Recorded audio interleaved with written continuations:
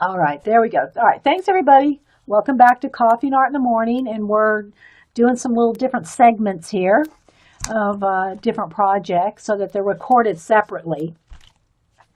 So the next thing I want to show is my newest color book. I told myself, if you're going to collect color books, let's collect them like one a week, not in bundles of 5 or whatever. Now, if you are like Colleen or Paula and you order off Amazon and get a bundle of 5 or 10 at a time, it's okay. Don't email me, people. Not that they would, but I tease them because I think Colleen has the greatest color book collection so far of anybody, but I haven't seen one of her shows for a while, so maybe she's even got more. So I decided that I'm only going to try my best to get one a week and be very selective and more discerning. We're going to be a color book connoisseur. And yeah, Angie Bell, my fairy treasure, she goes, I hear you, sister. She's another one. I think she buys in bulk. She even got the HSN Anna Griffin one. I saw that video. So if y'all want to see the inside of the Anna Griffin HSN color book, it comes with a color book and 2 smaller books, then go head over to My Fairy Treasures, Angie Bell. She's bad. She's right up there with Eileen in the enabling section of the room. Yep, she is. Okay, so I got the Doodlers Anonymous Epic Coloring Book. Now, Doodlers Anonymous, they have had a blog for I don't know how long. I've had my blog for 10 years, and it's not like it's not like a writing blog. I've had my blog for 10 years, and basically I'll update it every couple weeks with the last couple weeks worth of art that I've done. I don't really write on my blog. It's just more of a photog blog, and so it's not like people flock over there or anything, but I'm proud to have had it for 10 years. Well, Doodlers Anonymous is one of those people that I have followed forever, their blog.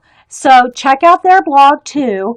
But they've done color books and things for a long, long time. But this is the first time that I know of that they've actually had their books in the bookstores.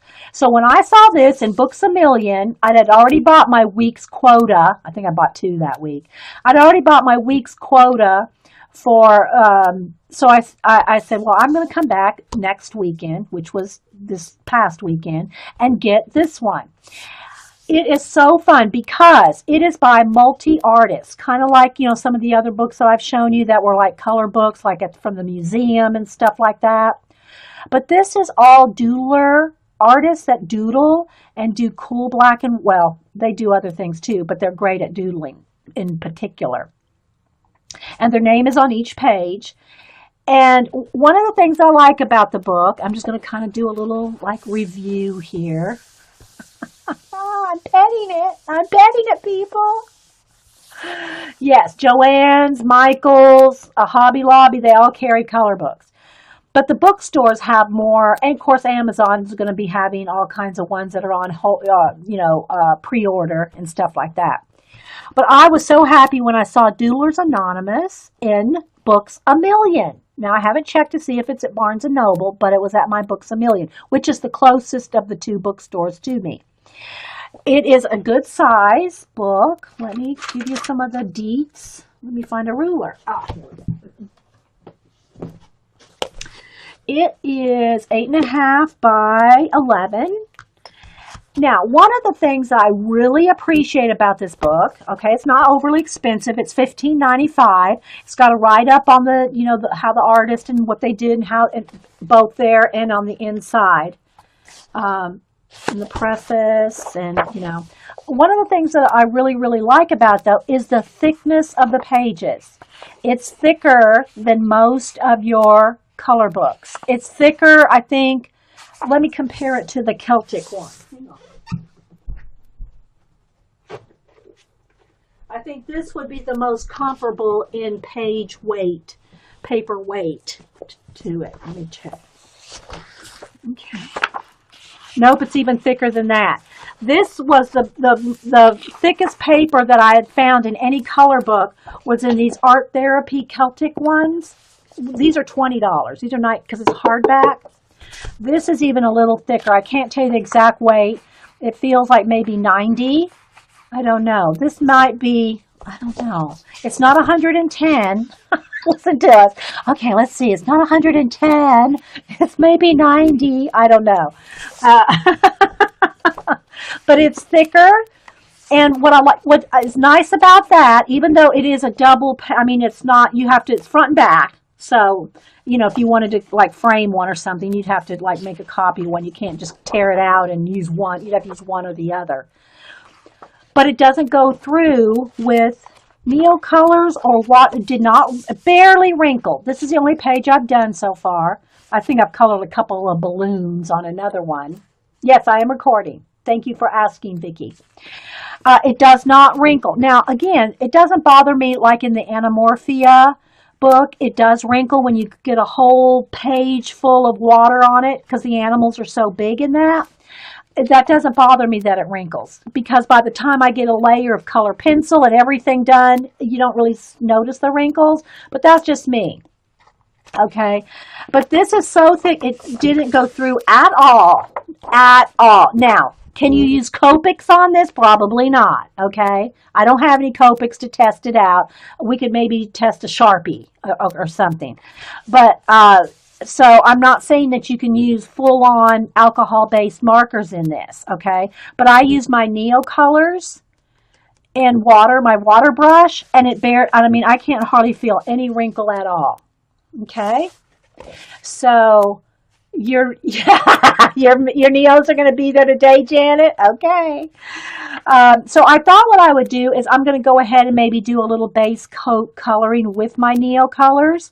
Again, if I don't get to the stage where I color pencil, we'll see how far I get or if I do sections or what. Always make sure, no matter the paper, thick quality or whatever, make sure if you use watercolor, wet, medium, of any kind, and if you want to check back on my last video where I showed the charts where we did, you know, the markers, the Neo colors, the ink tints, we did a little chart for, you know, how each one reacts when you go over it with the color pencil. You've got to make sure it's dry. I cannot overstress that enough. Make sure if you use any kind of wet medium as you're under, whether it's acrylic, paint, watercolor, whatever it is, make sure it is dry before you start coloring and shading with color pencils. Okay, so I do have pictures of this close-up with all the colors, the Neo colors I used, and all the color pencils that I used. So if you just want to see the extent, probably, you know, 8 to 10 of each. There's probably 8 to 10 and of matching colors of the Neo Color 2 and the Prismacolor pencils to shade with. Also want to stress again that Neo Color 2s are the water soluble. Let me show you the thing here. Let me show you the cover.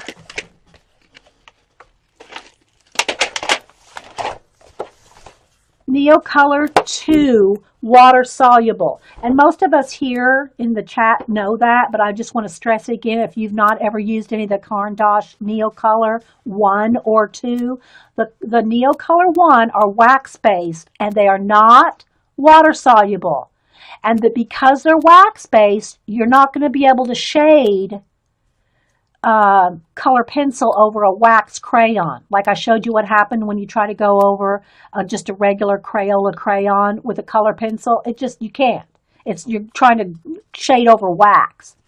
So the Neo Color 2s are water soluble, so it like puts down a layer of like watercolor, which can be shaded over. Okay? Oh, and I just saw Blondie here. I wanted to, I don't know if Zandra's here, but let me go ahead and put on the recording. Blondie, so appreciated getting one of your cards, Zandra. She said, please tell Zandra how much I loved her card. Well, this is the first time I've seen Blondie since I saw her message, and Zandra, if she's still here. So I just want to pass that on, Zandra, that Blondie loved your card. She had to email me a whole thing on it because she loved it so much. So just FYI. Okay, so, and again, if you're watching this on YouTube, this is a live show with live people. Like, we got, 60 some odd people here, and it's a live chat. And so if you're welcome to join us, Coffee and Art in the Morning, and come over. I'm at least here every Monday at 9 a.m. Eastern, and then sometimes impromptus. But if you follow me on Ustream, you should most times get an email alert when I go live. If you if you click that option. Okay, so anyway, back to the Neocolor 2s. There are more than these 84 colors. I think Carrie has 120, 130 something set. I forget how many total they make. I'll never outuse these, just this many. And so anyway, they are highly concentrated, water-soluble crayons, and I've had them it'll be 2 years, I think, in February. I got them for my birthday 2 years ago. I try to kind of keep them sort of in color family, kind of close anyway, so I can pick them up real quick. If I need a pink or, whatever, I don't have to dig around for it. And that's how I do my color pencils, too. I do my color pencils, like here's the blue grays. I keep them, in bundles by color family. And so then if I want a color, I just, pick through here and find the, it's easier to do it if you have them in bundles like this. Here's my greens like this. It's easier to find the colors like this than to have it just all loose in something where it's hard to find them. But that's just me. That's just the way I organize, right, Miss Anita?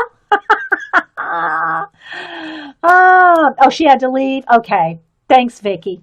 So anyway, I wanted to do maybe some Neocolor washes as an underpainting, like I did here, and then I go back in and shade with color pencils. And again, this is all close up in the in my Facebook color book album and in my Instagram and Twitter. But let's go back a little bit to read a little bit more about the book again. Doodlers Anonymous, again, they have a blog. Epic coloring book. Illustrations by 90 artists. An extraordinary mashup of doodlers and drawings begging to be filled in with color. And I mean, they're just awesome. And everyone is different, because they're by different artists, so they're all different. Vicki says, I have my pencils and rubber bands like that since you showed yours. Yeah, it's easy, isn't it? Just to flip through the bundles. Travis said, do you mix different brands together by color as well? Well, if you mean like different color pencils, I've done it a little bit, but I like Prismacolor. Even though there is a problem with the breakage and the wood quality just doesn't seem to be as good as it was when it was under Beryl or Sanford. Now it's Premier. Again, people have said, well, you're sharpening it wrong. Believe me, I've tried to sharpen, not turning the pencil, turning the sharpener. I have at least 15 different pencil sharpeners. It's not the sharpener. And I know there's many other artists that have talked about Prismacolor pencil quality. And the other one that I want to try, because Kathy Cass has said that they are awesome, is the Caran d'Ache Luminesse, I think is how you say it. But they're like $5 a pencil. So have I bought a set of those? No. I do have some of the Derwent. I have a few of the other brands. But for me, I just like the softness of the Prismacolor. Now again, one of these days I'll try the Caran d'Ache Luminesse, I think is what it is, but I just haven't yet. If Caran d'Ache is watching this and you want to sponsor to test, feel free. I'll try them all out. Give you an honest review. But in the meantime, I seriously though, Kathy Cass swears by them. So yeah. So do I mix them? Usually not. If I totally ran out of a lime green and I needed lime green and I didn't have my Prismacolor, I was out of a lime, then I would have no problem doing it. But I pretty much stick with the, one thing. But you can mix things. Like I can mix watercolor with these. Now again, let me see if I can find my little chart. We did this last week, showing my Prismacolor pencils, black and white, over the top of different mediums. Nothing, you will not get the brightest white of a white, whatever kind of pencil, that you will on just acrylic craft paint. Now, I gotta say, I love my Americana craft paints. And when I went to Michael's this weekend, I said, well, you know what? I've not tested out this new Americana multi-surface satin. Now, gloss is not, this is not going to work with the gloss because it's shiny and your pencils aren't going to have the tooth. But I wanted to test this out. So I bought one. I bought one color just to test out how color pencils go over the new Americana multi-surface satin. Somebody here might have tried that already. I've not tried it. So I thought I'd do a little demo and see how color pencil goes over the new satin. All right, so anyway, what I was getting at is nothing is as bright, whatever kind of color pencil, of white. Again, Kathy swears by the Caran d'Ache Luminesse. Yeah, I have some polychromes. I do have a small set of polychromes. Just for me, they're not as soft. I like this. Some people don't, like the Prisma Verithens. They're hard pencils and they're good for tiny details. I like the softer the pencil, the better. And so far, other than not trying the Luminesse, the Prismacolor are the softest that I've tried. This does have a shine to it. Okay, so I've not tried this, Kathy, so I'm going to try that and see how, I want to test the reaction of the color pencil over the satin. Because the ones that I use now are just plain Americana flat matte, which I love for going over with color pencil. So again, I wanted to show you, here is white on top of acrylic, Nothing will give you that brightness. Not neocolors, not markers. Like here's a marker. This is just a water-soluble marker. Here's a water-soluble marker compared to acrylic paint. See the white? It's just not as vibrant. Nothing is as vibrant if you want white highlights or light color highlights, light green, light whatever, light color highlights and shading and, well, highlights as going over acrylic paint. Okay? It just, nothing is as, yeah, I know, I'm not saying that the paint's not nice. I'm sure it's an awesome paint. My question is if color pencils will blend as well on this as it does the regular Americana. Well, let me get a red one. Just the regular Americana. That's even the wrong color here. Let's try to get the closest one. Primary red. This one's lipstick red. But I wanted to see the reaction of this with color pencil. I'm sure it's an awesome paint in and of itself. Don't get me wrong. Okay, so again, we tried it on acrylic paint, just Americana matte, Neocolor 2s, markers, water-based. Okay. We did do it with a Sharpie, I think, on another piece of paper, but I don't use Sharpies, and I mean I have some, but I don't use the Copics or alcohol-based markers in my color books because they do soak through. Now I'm not saying it's going to soak through in this particular book. I haven't tried it, but this has got the thickest pages of any of the color books that I've seen so far. Okay. On just plain watercolor, that's just a kid's watercolor set. Here's a koi watercolor, the ink tints, straight from a wet pencil, and then a wash, and then on acrylic ink, and then just on plain color pencil. Again, nothing will be as vibrant with color pencil on top of any of these as matte acrylic paint. Now, I use Americana, but any kind of craft matte paint that has no shine to it will give you that great effect. Again, I bought one of these just to test it out to see how shiny or how much satin it is. I know a gloss won't, but to test it out with color pencils. Okay, so we did all this live a few days ago. All right, so back to the Doodlers Anonymous. Oh, question. Oh, no, no, no, no, they're not soft. Okay, so Rose says that she likes the polychromes because they're not as soft. Yeah. So it just depends on what you like. What you know, everybody has their different preferences and their different techniques. Not everybody wants an underpainting under their colors before they use color pencils. You know, again, that's just the different techniques that you can try. So I did color in with just a little title page here. The other thing that I bought this weekend at Michael's, now I usually just use, let me show you. In the marker family, now I do have tons of Sharpies. I just don't use them in color books, again, because they go through the pages. I usually just use these Crayola. This is 2 sets here. Crayola bullet tip. Let me show you how they look. Markers, because you can get a tiny little fine point. You can get a fine point. Well, this one may be running out. That's why I have 2 sets. One was going, I've used it up. You can get a wide tip or wide stroke, and then you can get kind of in between. So I really like them, but the one thing I really like about them is just they're water-based. Now, they're not watercolor markers. In other words, they're not like watercolors where I can blend these like you could a Copic. They're just water-based. They're in the kids section of Michael's or Hobby Lobby. They're just called Super Tip. And they're like $10 for 50, and that's without a coupon.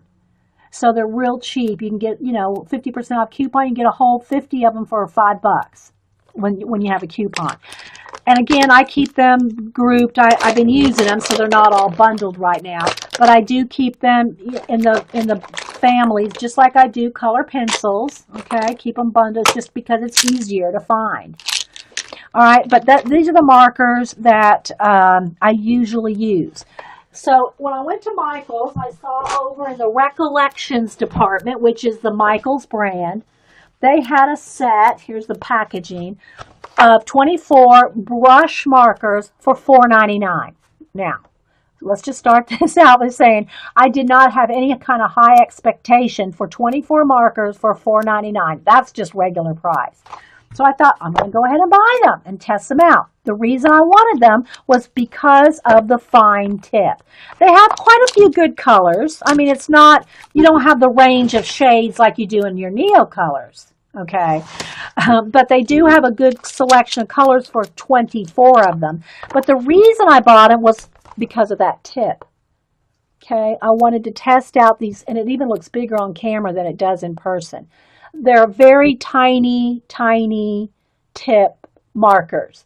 So I wanted to go, okay, the Tombos, Colleen said that the Tombos do not go through. Okay, well, again, that might depend on the paper.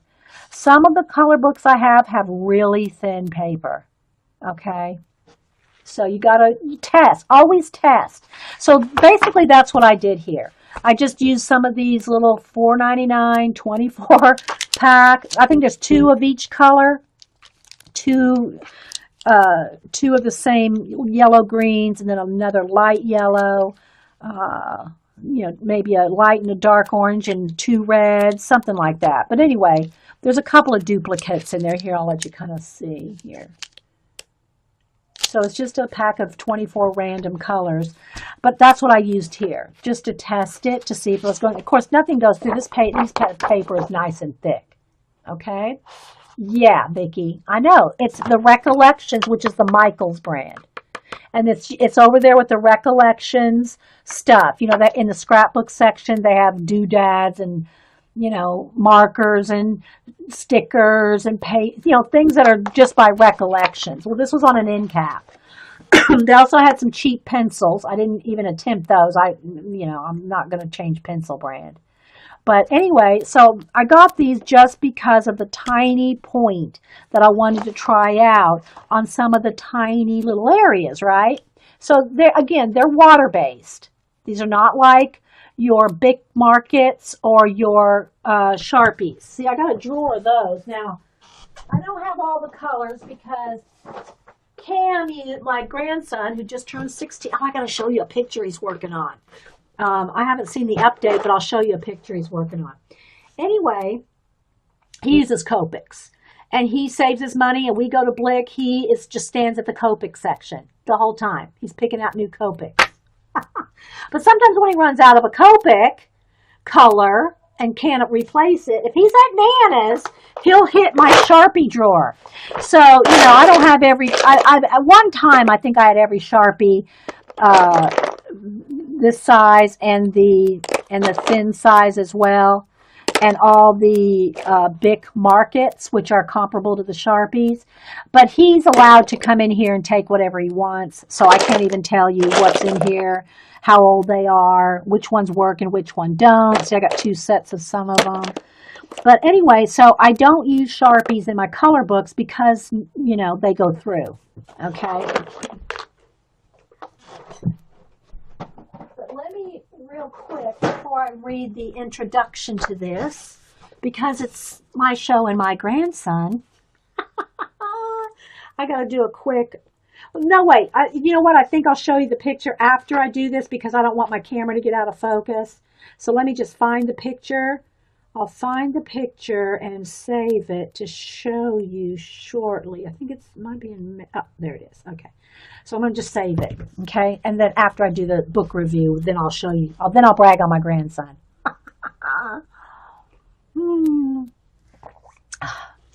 All right.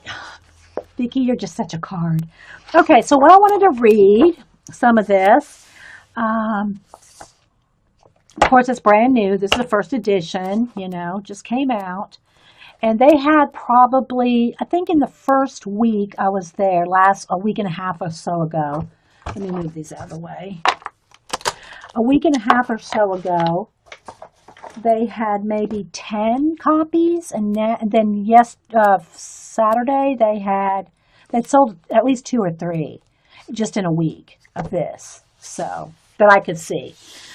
All right, so let me try to, where's Rain? Rain, I'm going to read. Now, the only problem I have with reading on my show is a lot of times the writing's really little. I wear trifocals. I don't want to have to do this, although I have had to do it before. I don't want to have to read to you guys like this. All right. So, here we go. All right, Rain. We draw habitually at all hours on whatever we can get our hands on. We founded Doodlers Anonymous in 2008 to celebrate the addiction, our incessant need to draw, sketch, and doodle, be it with a pencil in a sketchbook, a marker on a napkin, a pen on a torn receipt, a Sharpie on concrete. As a permanent home for spontaneous art, Doodlers Anonymous is a modern art blog featuring a vast archive of creative inspiration, hand-drawn interviews by contemporary artists, doodle challenges and prompts, giveaways, and a catalog of art-based goods. Since its creation, Doodlers Anonymous has given exposure to thousands of up-and-coming artists and illustrators and has become an international community of like-minded creatives and art aficionados who share a love of hand drawing. The art in this coloring book was submitted through an open call for submissions from the Doodlers Anonymous community. We received over 2,500 submissions and painstakingly narrowed them down to the collection you hold in your hands. So grab a crayon, some colored pencils or markers, and get to it. It's said that coloring is therapeutic. We just know it's fun. With great pleasure, we present the epic art inside this book for you. Doodle on. And then it has Ronnie Taco, a.k.a. OCAT, O-K-A-T. If you want to follow him on Instagram, it's OCAT, or just put in Doodlers, and you'll find OCAT, the editor and founder of Doodlers Anonymous. But please, guys, seriously, it's an awesome blog. I think I have followed it since 2008. It's awesome. So go check out their blog. If you like what I'm getting ready to show you in here, you will love the Doodlers Anonymous blog. If someone has a link, feel free to put it in there, and I will, let me make a note of that to put the Doodlers Anonymous blog link in the description. Okay? So, and then it also says with the asterisk, show off your colors. Snap pictures of your color pages and tag them on Instagram, Twitter, and Tumblr with the hashtag Doodlers Anonymous. But the editor and founder is OKAT on Instagram. But if you put in Doodlers Anonymous, you'll find everybody. Okay. Oh, good, Vicky. Okay, Vicky found it on Amazon. Like I said, I found it. I was happy to have it actually in Doodlers Anonymous. Like I said, they've been around since 2008, and this is like I don't know that any of their other books and publication or color books have been put in. They've been put in books, but I don't know if they've been in bookstores. That's what I was trying to get at. Okay, so let me just do a quick little flip here, just so you can see. Again, every artist is named in the corner. Every artist has a little, their name in the corner of every page. And everyone is totally different because there's 90 artists. So I'm just going to do a quick flip here, just like if you were at the bookstore. But seriously, guys, this is awesome. It's an awesome book with tons of different types of. Here's the one that I did, and the speech bubble was blank, so I put Color Book Attic in there. Hey, Renee. Anybody else popping in? So I thought I would just do a quick little flip here and then pick something to color or start it, something, maybe something large like this where you can actually see. If I do something tiny, oh, I thought of Vicky. Vicky, look at this page. I thought of you, zombie aficionado. I thought of you when I saw this, Vicky. Oh, but anyway, here's a whole library. Look at that, it's awesome. Again, if I color something this little, unless I readjust the camera on the small tripod, like right on it, you won't be able to see. So I thought I'd pick something kind of large. But this was awesome. I just love this guy. They look like a Russian czar and not a czarness. Anyway, so they're just such fun. Awesome. Everyone's different. Again, just a quick little peek here. It's so totally worth $15.99, or maybe even a little cheaper if you have Amazon Prime. But I love to look at the books in the store, So everyone is different. Again, everyone has the artist name in the corner for each one. Look at the typewriter. Isn't that awesome? Yeah, I know, Vicky, right? So just such cool, imaginative, we all love every bit of this, right? And the thing is then if you like the drawings that you see, then you have the artist's name to go, Google or find on Doodlers Anonymous, either one. So if you can go see if they have other artwork and blogs and, artwork for sale, if you really love their work. Look at this guy on the bike with the suitcases and the cat. Okay. Isn't that awesome? Oh, but anyway, I just think they're all great. Now, I did start one. There's one other one. Oh, here's the one I started. I started coloring the spokes in. I colored the spokes. They were just drawn spokes. So I colored them in black. Started coloring the balloon there. And again, nothing came through. And this is with these markers. Okay, I wanted to test some more. So, it's a fun book. Exactly, Vicky. Hey, PG Jamie. So, I did these I just kind of imagine, the bike looking like that. And so, I need to finish him. And that's all I colored in here. But look at this big coffee pot house. So, it's an awesome, fun book. And again, one of the reasons I like it is because look at all the tennis shoes piled up. The reason I really like it is because everyone's different. It's a different artist on every page. I draw, therefore I am. And then all the illustrators' credits here, again, they're on each page, but they do have websites. I'm not sure if some of them are .com, some are probably blogs. But so you can find them that way as well. So it's just a really cool, awesome book. So I wanted to give a shout out to Doodlers Anonymous because, like I said, their blog is awesome. Okay, so let's see here. Let's do a little bit of coloring. I'm not going to finish this one because it's kind of small. That astronaut was kind of quite big, or these characters. These characters are kind of cool. Maybe I'll just, no, I'm not going to do that one right now, Vicki.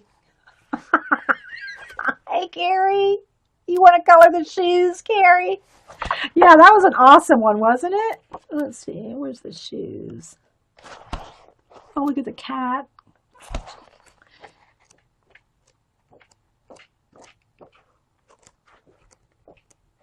No, why can't I find the shoes, Carrie? I thought it was toward the back on this side.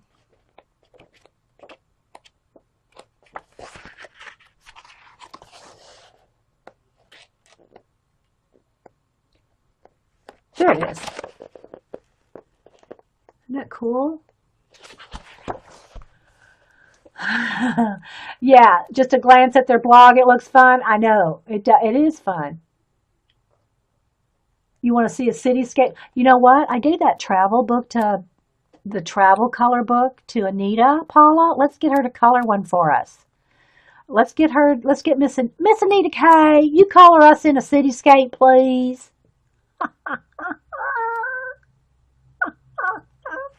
Okay, so I think what I want to do is, where's that astronaut? Because it'll show up. This one's cute though, the little girl. She's wearing fishy jammies. Let's see.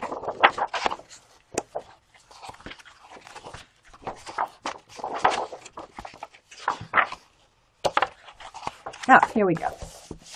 So, because I thought you could see it. You know, I mean, you won't be able to see every little star or something that I color in.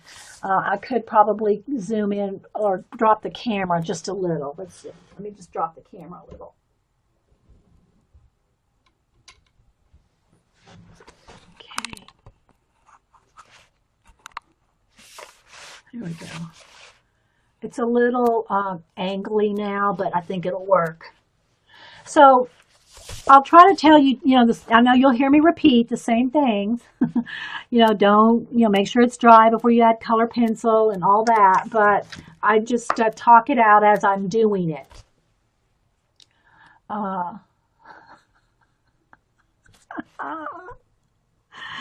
Okay, yeah, the kitty, yeah. Okay, so everybody's commented on the kitty knot. Is that how you would say it, Jamie? The kitty knot, the astronaut and the kitty knot. I know. Okay, so again, I probably will not finish this page. I mean, this page probably took me over an hour because it's not a lot to it, but this probably took me over an hour, maybe an hour and a half. But again, guys, I say it over and over. I'm about the process. I mean, unless it's a commission where I have to really crank it out and get it done, I'm about the process. I take it my time. I enjoy it. I don't rush it, and I have to sometimes rush when I'm doing streams because I'm limited in my time. I sometimes want to hurry up and get something done to show you a final result. But when I'm just coloring or doing any sketching, drawing, doing my sketchy faces or anything like that, it's just, I enjoy the process. No, there's no color in any of this. No, I put that in there. I put the color, they had a couple little tiny lines, like next to a couple of the leaves, they had a couple little lines. So I just added some Neil color washes. And again, one of the things that's really nice about this color book is the thickness of the paper. I don't know if y'all can hear that. It's probably, I'm guessing 90 weight. But don't quote me on that. I don't know. But it's thicker than any other color book I have. Okay. Yeah, and I added the words. Color book addict. It was a blank speech bubble. All right, so where's my astronaut and the kitty knot? Cat knot and astronaut. Look at that little face. And this one is done by Magda. Oh my goodness, I'm not going to be able to pronounce this last name. Let me look at it for a minute. Zimajowska. Zimijowska. Magda or Magda Zimi Jawalska. Let's see where she's from. Let's see if it's alphabetical. Yeah, they're alphabetical. That's nice. Thank you, Doodlers Anonymous, for putting them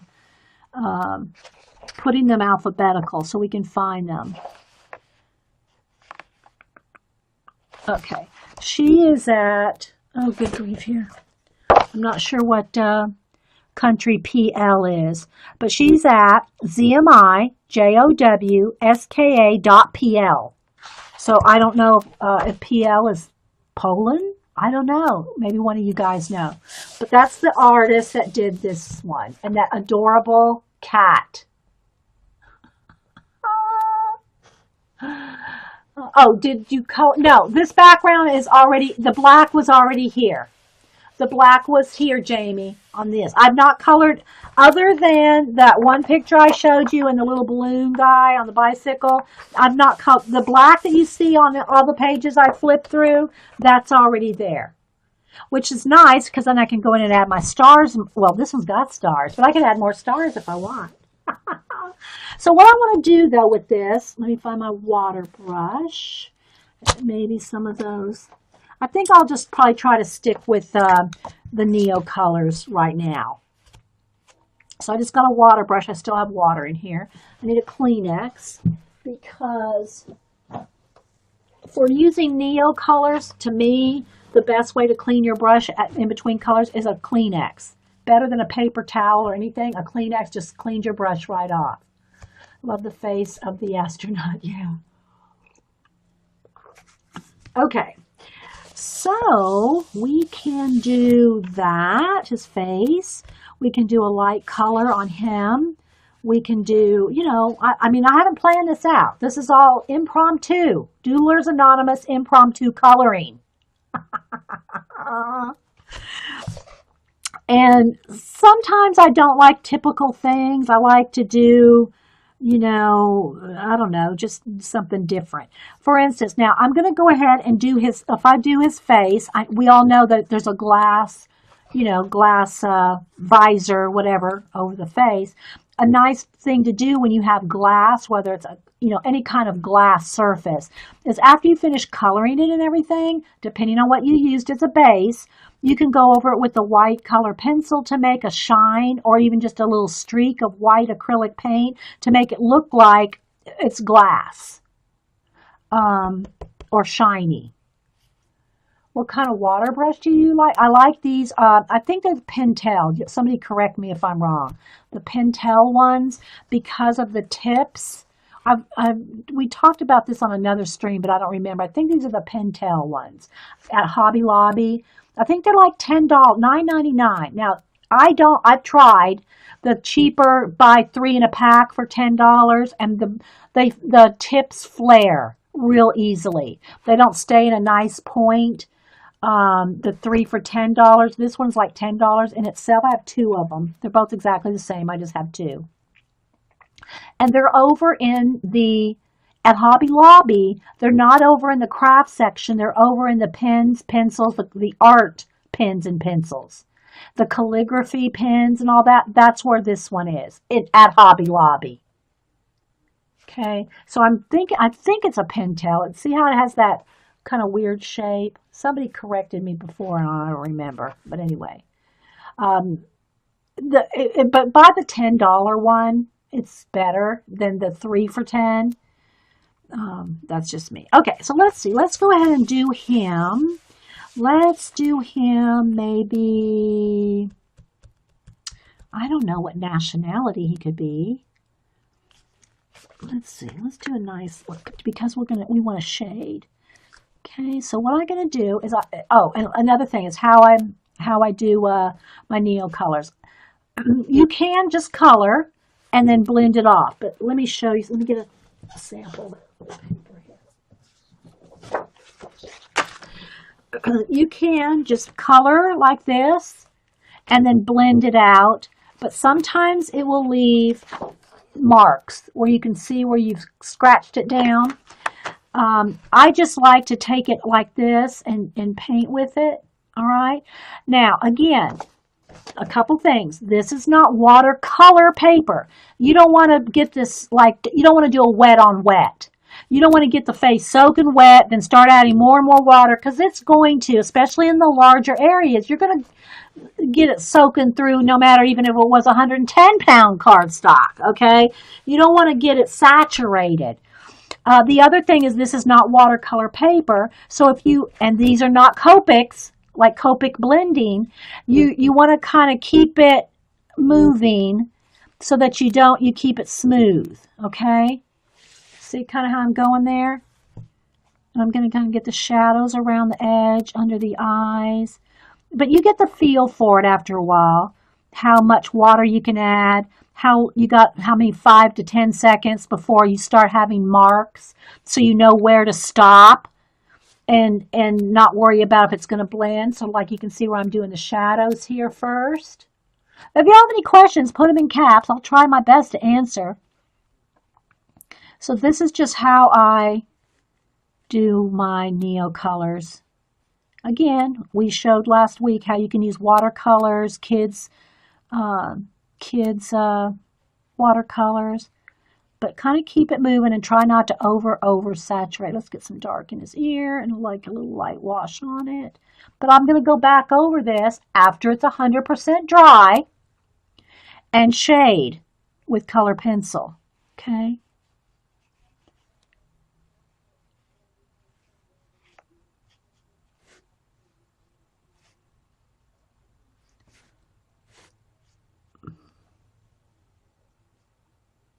All right, no questions or anything. All right, let's see here. And then I'll just kind of blend that out, I think. Just so I can have a little bit of shadow, but I don't want it solid. A little shadow there. Okay, so I can tell, I can look at the paper, I can tell how far I can go with the water and stuff. Okay, so now I think I'm going to get a little bit lighter brown. Because I have all these colors, you know, I can do that. If you're using watercolors, you could blend it out. You know, you can blend out your own colors. So I'm going to just go in with a little bit of lighter colors here and there.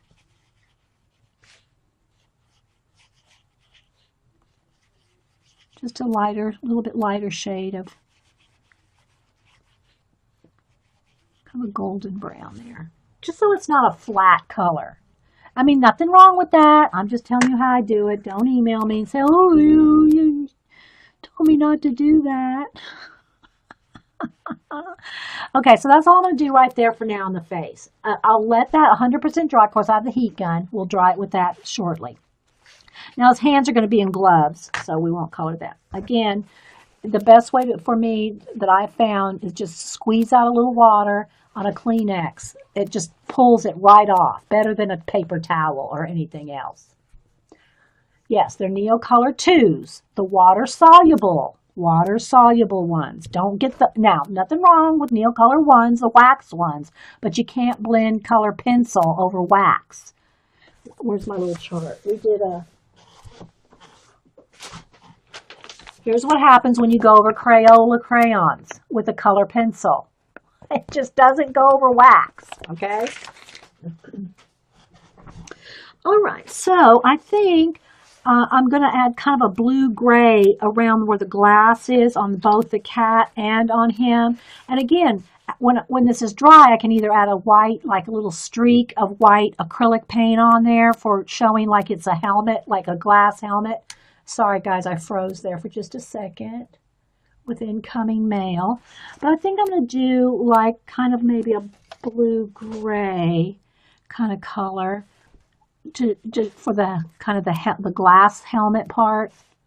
Oh, let me get back down here. And this is like it's like my underpainting, okay?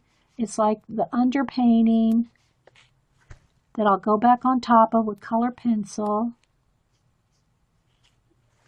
And these last forever. I'm telling you, they're expensive, you know, when you get a big set. But I've had them for 2 years, and I use them I don't use them.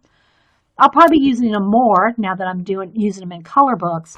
But they're so concentrated. They just go and go and go.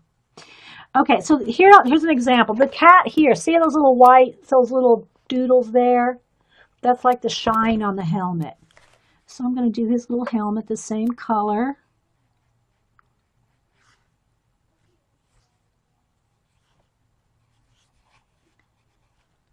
But test them all out. Test out your particular book, whatever book you're working in, but also test out what each material does if you do plan on shading with color pencil. Okay? Whatever kind you use. So it's kind of subtle. See, it's subtle right now. My set has 84, and I think I got it on sale, maybe 50% off. I think it's like regularly a couple $100, but I get them at Blick. Get it at Blick when they have a sale. I think I got it for I don't know, 125. It was a birthday present to myself from my hubster. Okay. Take a sip of coffee. Now ask Carrie how much now in Canada. I don't know. Carrie, she bought it in the U.S. I think when she took a vacation. I'm not sure, but anyway, or had it anyway. How much was your set, Carrie, for 124 or something? And I don't know if Carrie got it at Blick or not. I don't even know if Carrie's still here. Hey, Sarah O. I love that tag, Sarah. Oh, let me grab it again. Where did I put it? I think I put it in a note. Oh, no, I didn't find. I'm gonna put Sarah O's little cute zombie. Sarah, go put this over on Doodlers Anonymous. Isn't that so cute? Oh, Vicky's bribing me for it. I'm not gonna give it up.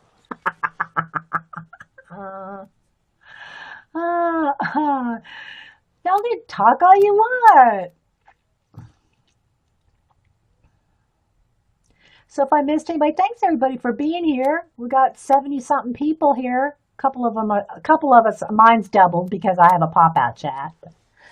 Doodlers Anonymous is a blog that's been around since 2008, Sarah. If you're just coming in, I talked about it and read the intro and all that. So you can check out Doodlers Anonymous blog. And this is their color book with 90 different artists. Okay? So, all right. So I don't want to just do like silver. I don't want to just do silver and white and gray suit. He's an artist in space. If there was, we need to maybe write that in white here. Make our own speech bubble. Artist in space.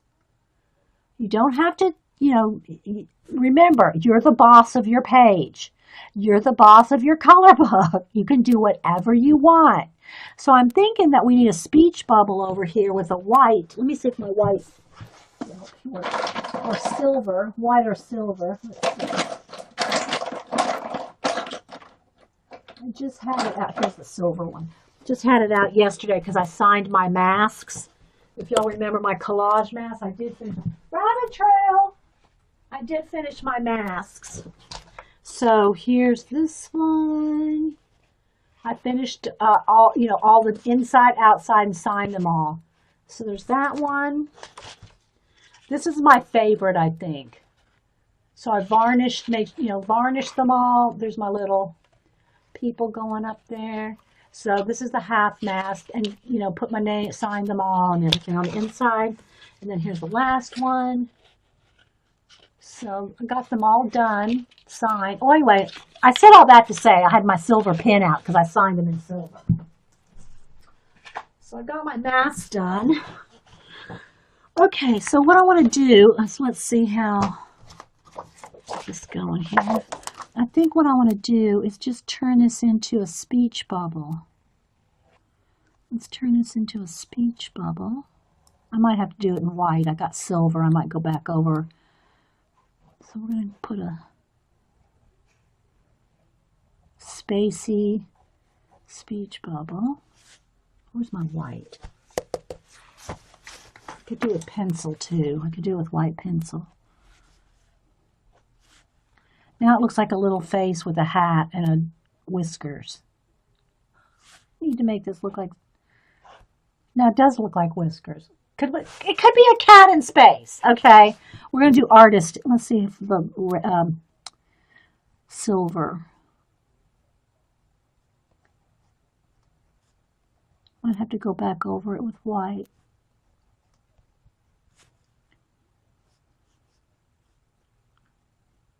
Oh, no, I'm not going to fit that in there. Let's go over here. Artist in.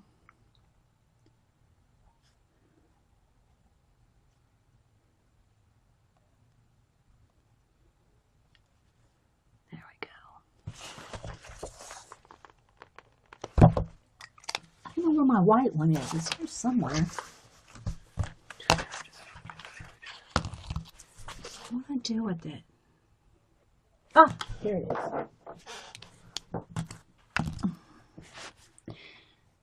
Let's get it going here.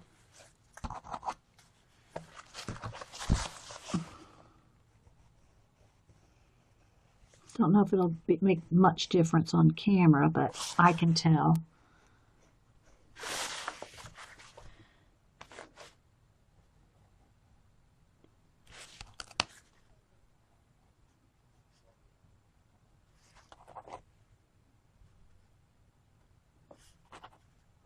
So I'm going over the silver, so I gotta clean the pen off.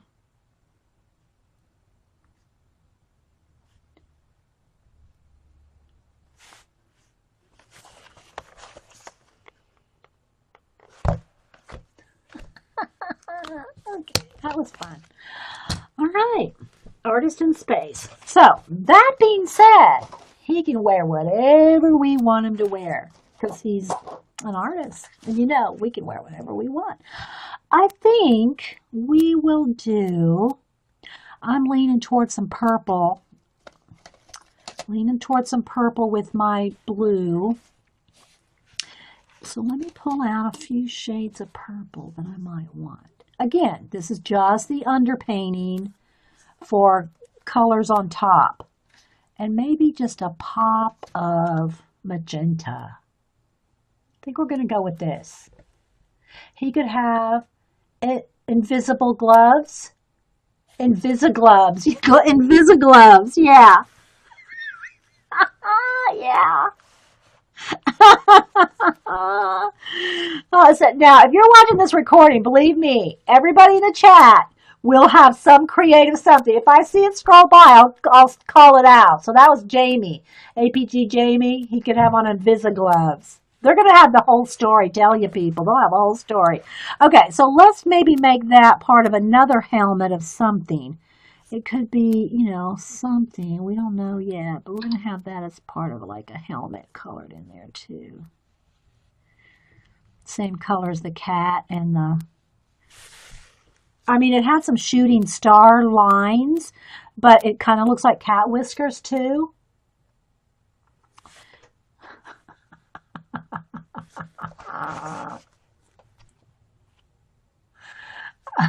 Sweats is the artist's choice in this house. Well, hey, you know, he had to be in space, Janet. Okay, so I'm gonna just go with these 4 colors for now.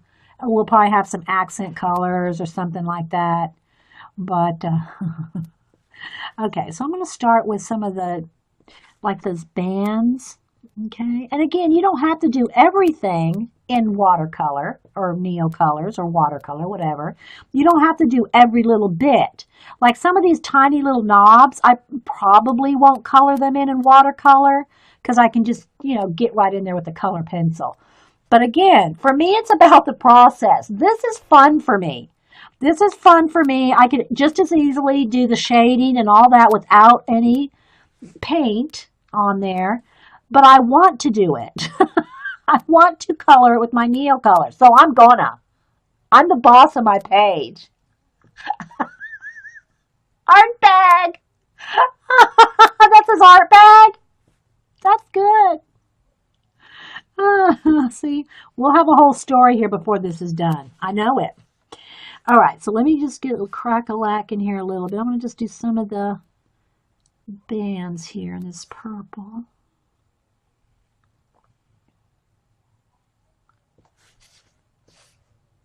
But, you know, we like stripes, we like colors, we like checks. We can make checks just because, or Zentangle. If you're a Zentangle, there's a lot of Zentangler girls here. If you like to Zentangle, go ahead and Zentangle in areas. You don't have to leave it like it is. Yes, I'm the bossy pants of my page. I gotta write that down. That's going to wing that book, Jamie. That has to go. For those of y'all that don't know, we have a wingnut book. When somebody says something quippy, clever, quotey, it goes in there. And like Denise, she tried to read it. Wait, let me get this down. APG, Jamie. Well, she called me, but I'm going to say, I am the bossy pants of my page.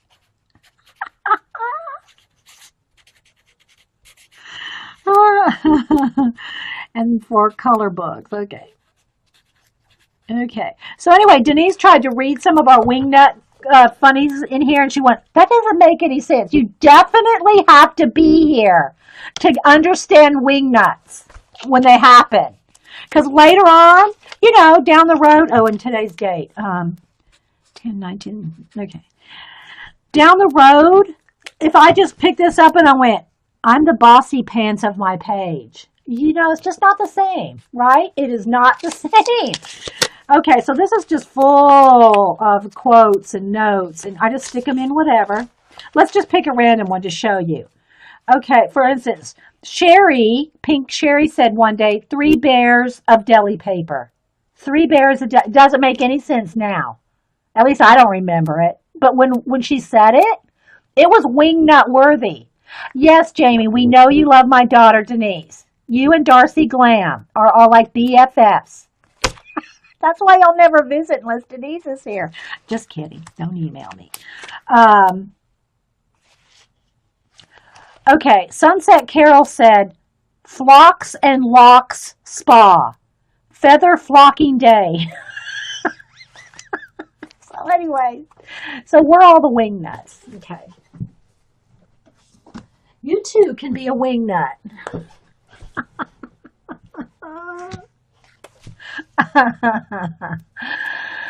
There's Sherry. Sherry's laughing. Jerry, maybe you remember what that was. I don't. Okay, so again, let me just stop real quick and let me just use, now I'm going to test it. I'm going to use a pen.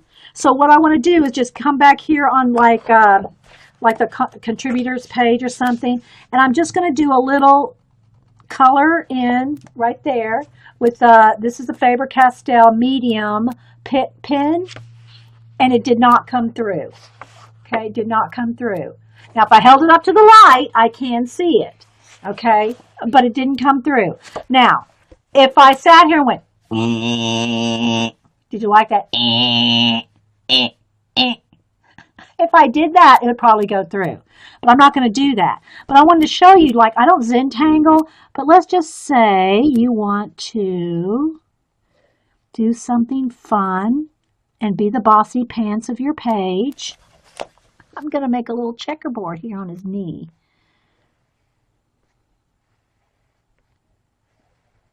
Okay.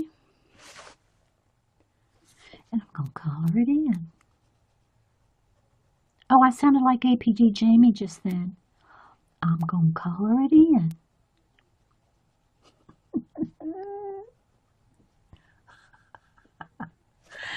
Okay, so if you're just joining us in a recording, we have a lot of fun here. We try to.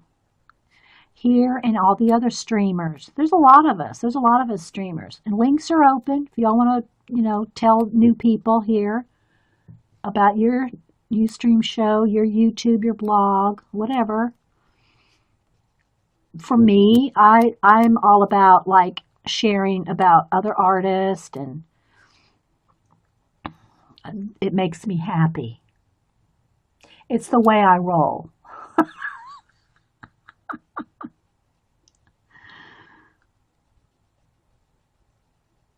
I like promoting all artists, whatever they're doing.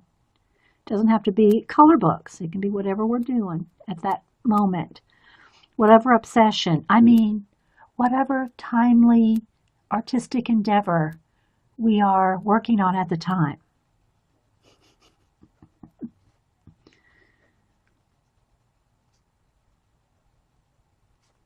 So again, I'm kind of just doing doing this kind of quick. I'm not bearing down and color, color, color, color. I'm not going to, so it's not going to go through if I'm careful. Now you have to test it because this, like I said, this color book is very, pages are thick. Hey, Trina. Oh, Trina, I saw you sent me an email. I haven't got back to you yet. I think it was you, Trina.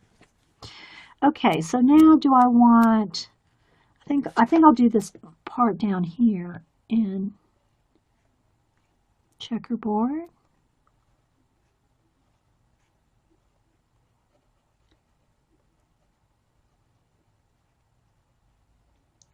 So be the boss of your page. If you want checkerboard pants, you can put checkerboard pants. Because you're bossy pants.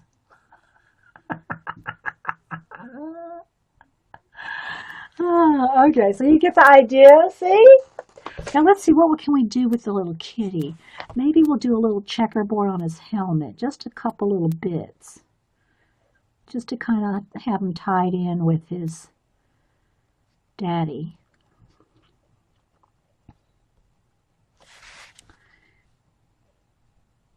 His astronaut daddy. Because he's his little fur baby. So there we go. Let's go ahead and do it around the corner here. Let's do it on this side of the helmet too.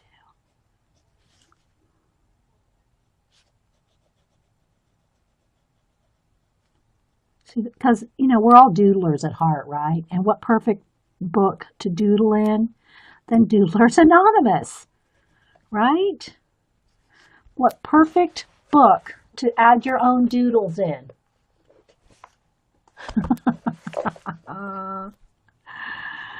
Okay. Just taking a look. Okay, that's all for now. All right, let's go back to the colors. I'm missing one here. Got one rolled away somewhere. I had 4. Now I've got 3. Roll 2. Oh, there it is. Okay. Okay, back to, that was the darker one. I'm going to put a couple little other areas here. Let's see, maybe right there.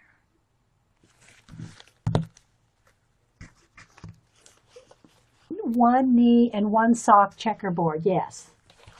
Nothing's matching here. Nothing matches on these arms.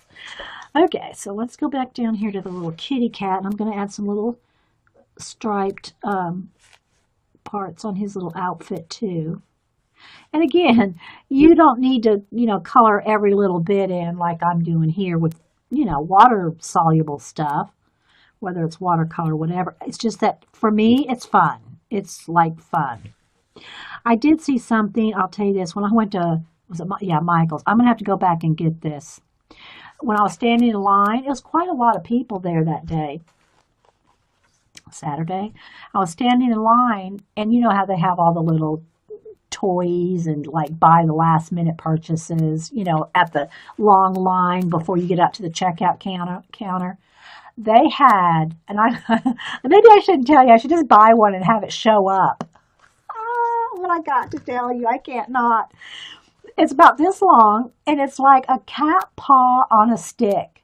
There were these 2 little boys, maybe 3 and 4, with their parents behind me, and the parents going, quit touching, stop touching, quit touching.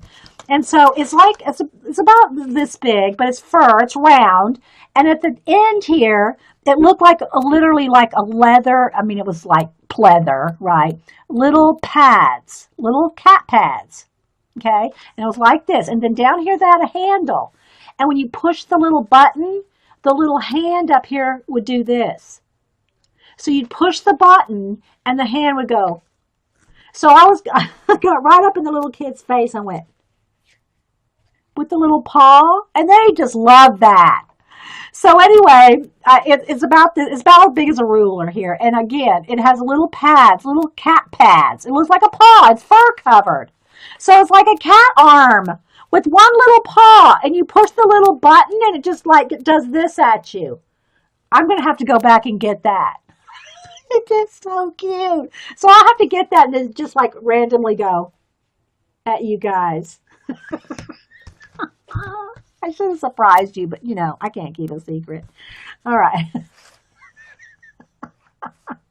We're not getting very far, are we? Okay, so let's see. I think I'm going to go ahead and do a magenta for the bulk of his suit. You know, like the main color of his suit. I mean, we'll have maybe some more checkerboard or something. I don't know, but I'm going to just go ahead and go with magenta. And then we'll add some more of that blue in there. I think that's what we'll do. We'll do magenta and this blue. It'll look awesome when we start shading it, if we ever get to that part. So thanks everybody for being here. Hope you're having a good day. It's all about the process. It's about the destination.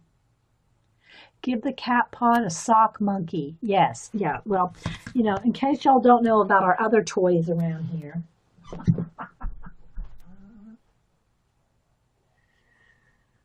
Especially, and you know, around Christmas time, you'll see more appearances of Eileen the Enabler Elf. And we have Bridgeton, the sock monkey. These are like our mascots around here. That's Bridgeton. They sit right over here in my chair. I don't know if Anita noticed it when she was here. They sit right over there in the chair. Sewn on patch. Yes, that's Bridgeton. That's the name of the sock monkey because Bridgeton's the one that gave it to me. It was so cute. I got an Amazon package one day and went, who sent me some from Amazon? I opened it up. I knew exactly who it was from. So anyway, all right, so let's get back to a little bit more coloring because I want to get into some shading. We've been here an hour and this is all we've done. Well, we talked about the book though, so yeah, we talked about the book. So, all right, but it's kind of nice. It's easy to kind of get around some of the little doolollies, if you want to call them that, little knobs and stuff. With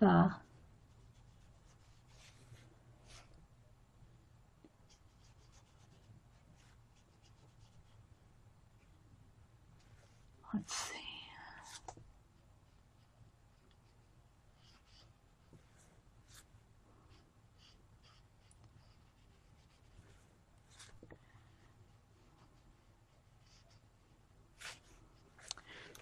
I'm going to go under here, some of these little triangles with the blue.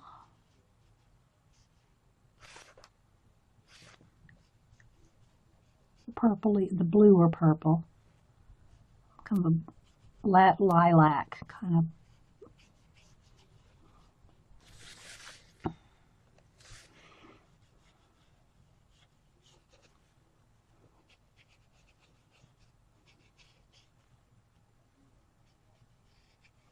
But I want to get into a little bit of color pencil before we have to go.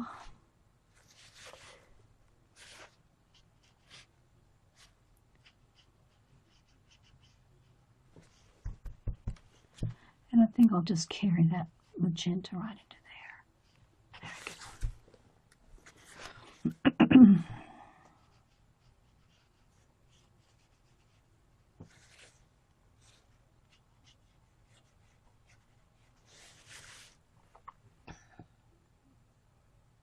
Hey, Darcy.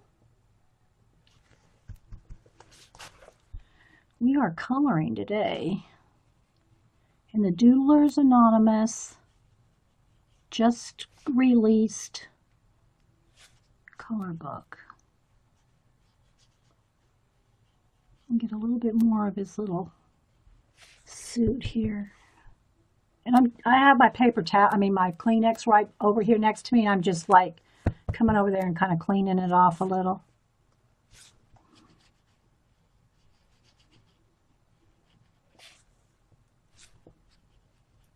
And you know what I think about when I'm doing this? I'm thinking, when the artist drew this, you know, did they have any kind of envision of what they thought, you know, somebody would color it like, you know?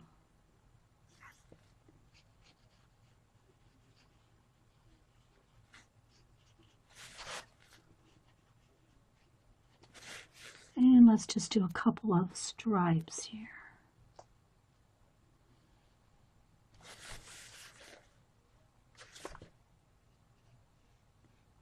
Okay. Do a little bit more on his helmet up here.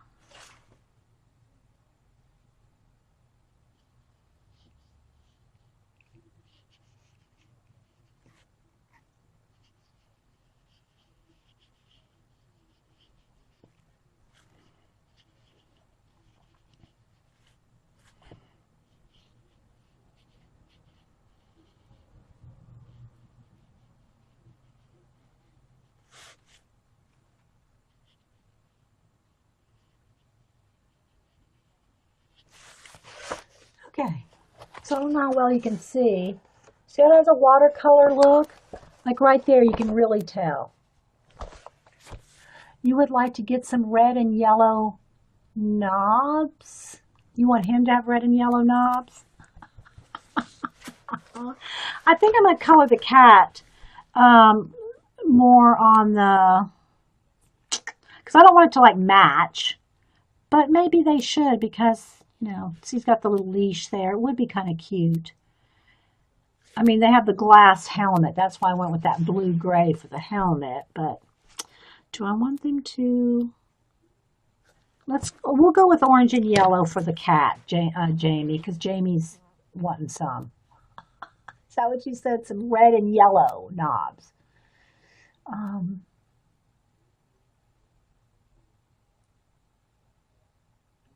Okay, Kathy said something. I must have missed the point of the... Kathy said she's having a lawyer look over the contract before I sign anything. I don't know what she's talking about. I missed the beginning of that. I don't know. I think maybe we'll go with blue. Let's go with some blues. Let's just get a purple, a dark, you know, some purpley blues here maybe. A couple of shades of, we'll go with 3 shades of, maybe there's some purple like in there. But we're going to do the cat with more blue. Oh, that's really blue. Let's go with this blue. I think I want more blue than teal. For his little suit. Well, I don't know. That looks like it's a good color for a shadow there. I think we'll go with that tealy color.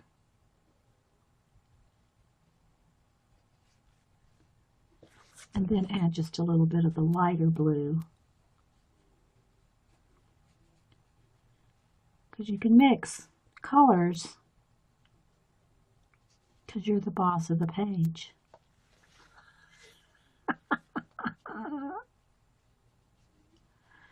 And then I think I'll stop and do some shading, just so you can see some, you know, color pencil shading before we run out of time.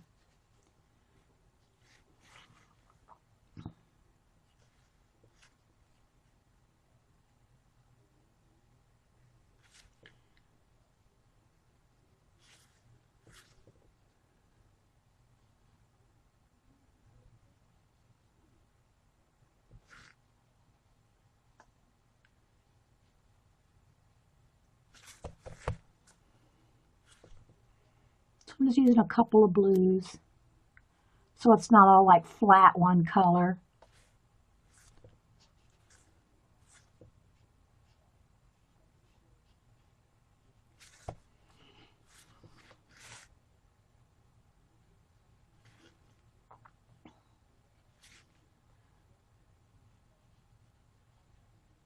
Okay.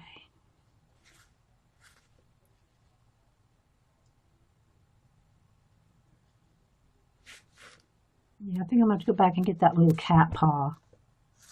I think I want, let's see, I think I want some purple. Oh, some of these little details here.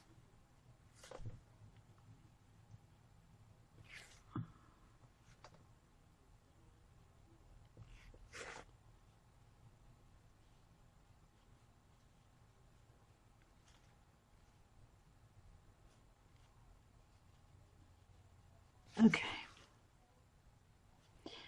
Cute.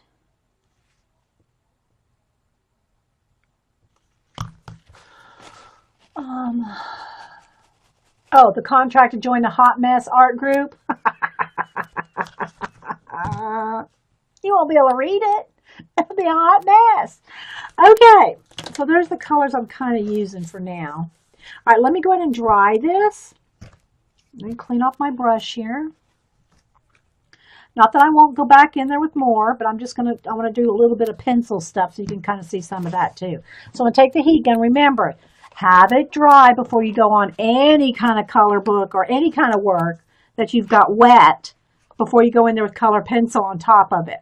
Heat gun.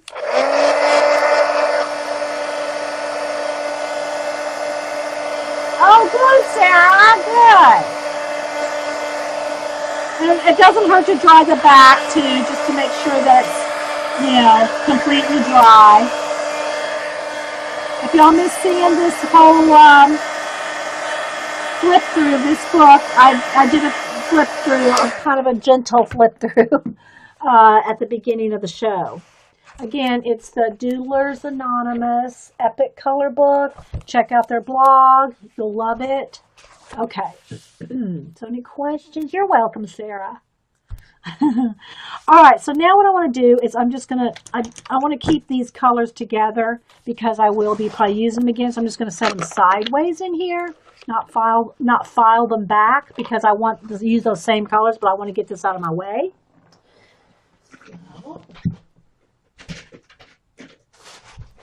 And so now what I'll do is I'll come over here.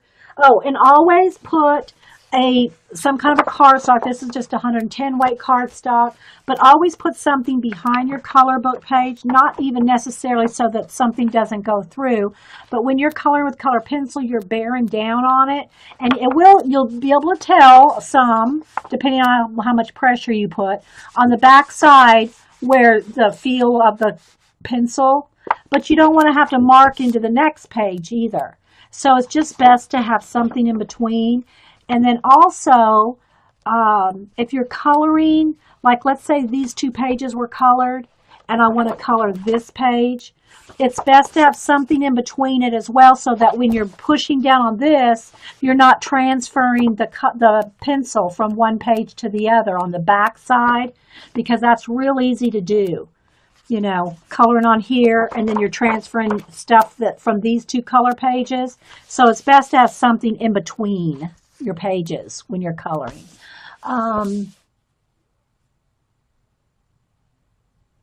Yeah, watercolor pencils, exactly. I did a demo with the ink tints, but you can use your watercolor pencils, whatever kind of pencils. And also, the thing about the Neo colors, Orla, you said you don't have too many, but remember I showed last week, maybe you weren't here, but you can take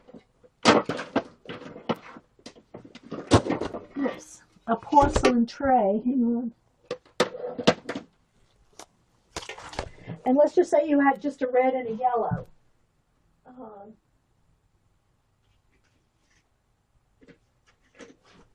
Let's say you had such a simple set, you didn't even have an orange color. Well, just some kind of it can be a watercolor tray, something, a non-porous, to mix on. But Neo colors are great for mixing. Okay, so you can they blend they mix great, just like a watercolor. See? And it cleans right up off of porcelain too. So, okay. So don't be afraid to mix your own colors if you don't have tons of them.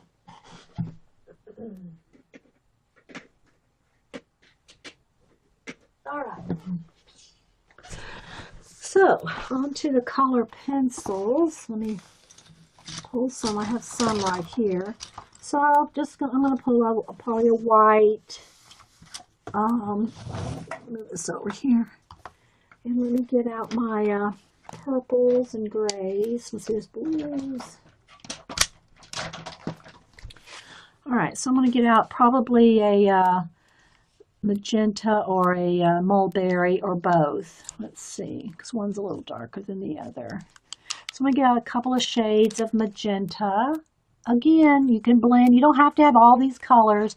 You know, I have these. This is for, you know, I do color pencil portrait commissions, and that's what I use. So I've got practically every color more than once. But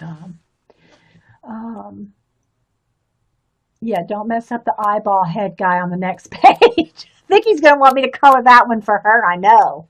I know. Okay, so on a couple magentas, and I have my white, and I know I'll probably maybe want to shade, just depending on how dark I can get with that. But now I want to get into my purples. I'm probably going to want a light magenta, a light lilac for blending. Maybe even a lighter one. Let's go with 2. You don't have to have this many. I'm just saying, this is my process. I enjoy the process. And let's see what's the darker purples. There's my grays. Here we go. These are my browns. Where's my dark purples? Oh, here we go. Then I'll just want probably a Imperial Violet. Okay, let's just stick with those for now. Just different shades of the, oh, and I am going to need that blue. Let's see. I'll probably want a gray.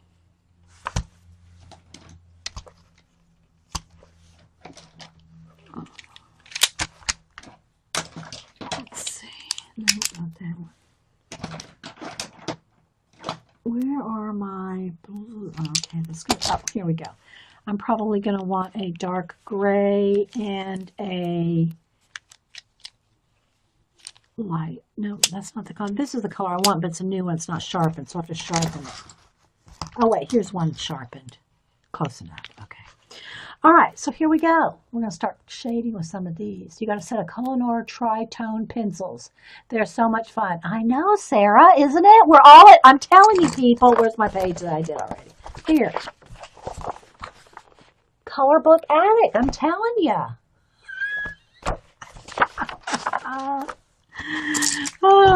Okay, so what I usually do with it on a color book page. Now, it's different what I'm doing. Don't compare what I'm doing here with like how I do my portrait demos. You know, don't, because I totally different. Well, not totally, but different. Okay, so I do need to sharpen a couple of these.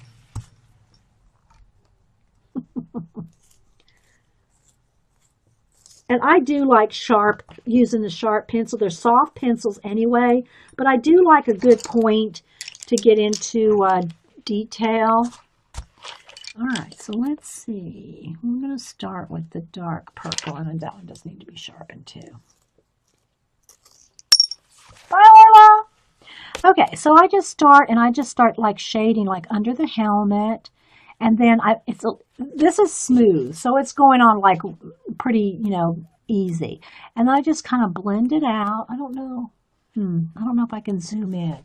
We can try. Let's go ahead and try to zoom in one. It might pixelate some. But let's see. I'll zoom in 2.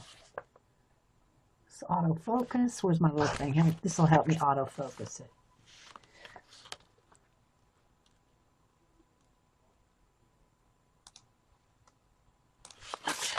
Maybe there we go.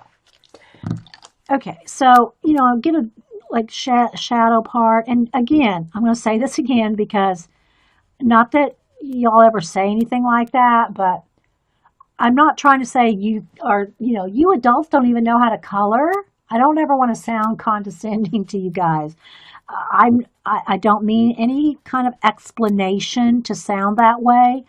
I just explain what I'm thinking while I'm doing something. So I'm really talking to myself. I'm talking to Vern. You know what I mean, Vern? Yeah, Vicki, you need to update your color book. Vicki made a color book album too. So what I'm doing is I'm kind of getting a darker area and then lighter, lighter, lighter, lighter. And that's how you can kind of shade it out. Okay, so I'm just shading it out without blending another color yet. Okay.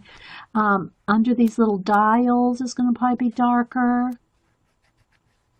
And just kind of think of where the shadows will be, right under the helmet. And then just kind of lightly blend it. And I know y'all have said before, no, you don't sound that way. Well, I just want to make sure. Anybody new watching, I'm not trying to act like y'all don't know how to color. Okay?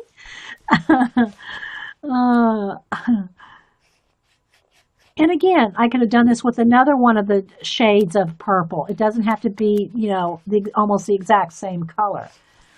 Okay.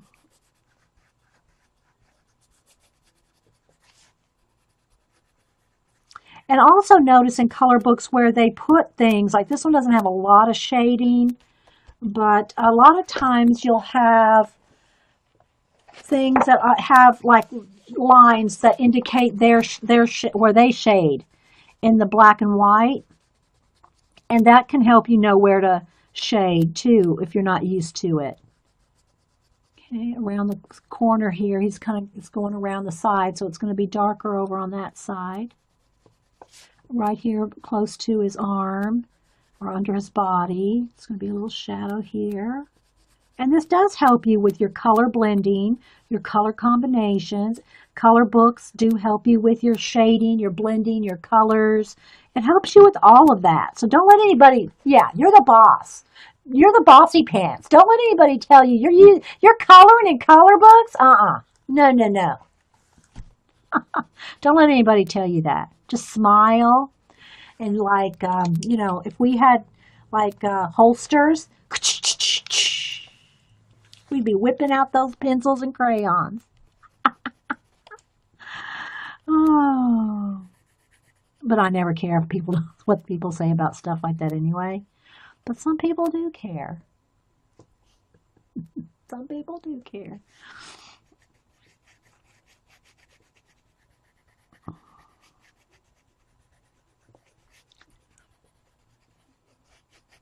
Okay, but I know what I want to show you.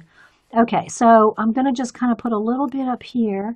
I'm just going to kind of, you can color over the whole thing. You can color over the whole section that you base coated if you want. I mean, in some areas you might want to, but what I want to show you here is what I like about a base coat is because then you can get in there with white and you can blend and the highlights and all that. See, I'm just blending out that to make it like really blended with the white. Now, it doesn't do it as well. Remember, acrylic paint is your best. If you want the hot white, remember here, let me show you. Remember I showed you here. Here is white pencil on acrylic, and here is white on the Neo. So see, it's not near as vibrant. I'm trying to get them right next to each other. It's not near as vibrant, but it's okay. But nothing you're not going to get a good light color over a color as you will on acrylic. And you won't, especially even on a color pencil. Okay, remember, you can blend on the color pencil really well, but you're not going to get that going over color pencil. Now, also, I just went in color pencil, the blue. See how my white got, oops, see how the white picked up the blue? That's why you see this right here. I'm always cleaning off the tips of my pencil. Because if you pick up that blue, if I went in here right now on his face, with that, I'd have a blue mark there.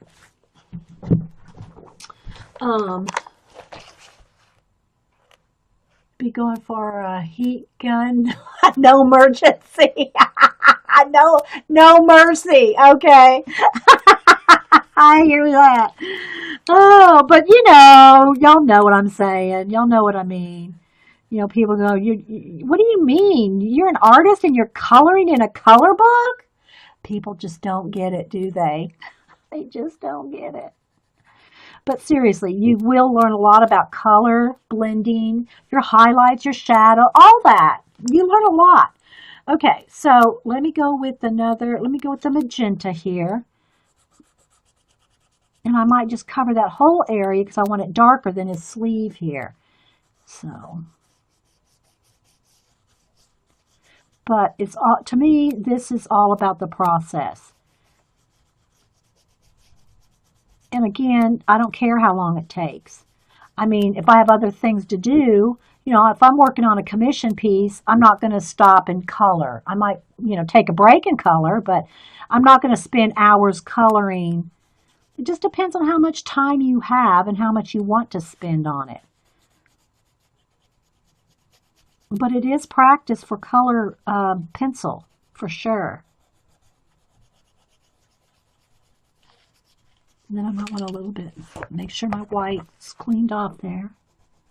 Blend that in a little. But I don't really ever bear down hard. I don't even have to bear down to get that dark color. It's just the paper is picking it up, and every paper is going to be different. But you don't really want to smack down on your color pencil. It's better to do lots of layers, gentle layers, than it is to like bear down, because then you get the wax buildup. Dr. Dee Dee, you are my brain doctor.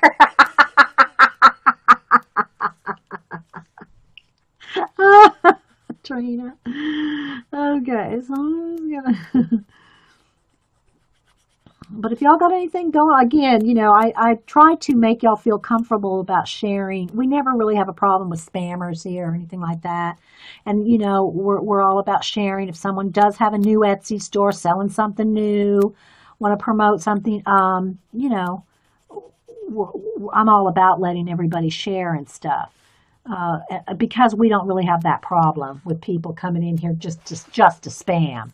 We have, just a great group of people. So anybody that's listening and watching the recordings and you want to, come and check it out. Everybody's really friendly, really, really friendly. Just not a lot of drama. As Paula, as Barb says, it's drama-free Friday. But we kind of like it that way all the time. We all kind of like a time of just drama-free. We keep it that way. That's pretty much like the only rules that any of us have. No drama and no, we're not, I don't know how Paula puts it. She always says it very well on her show.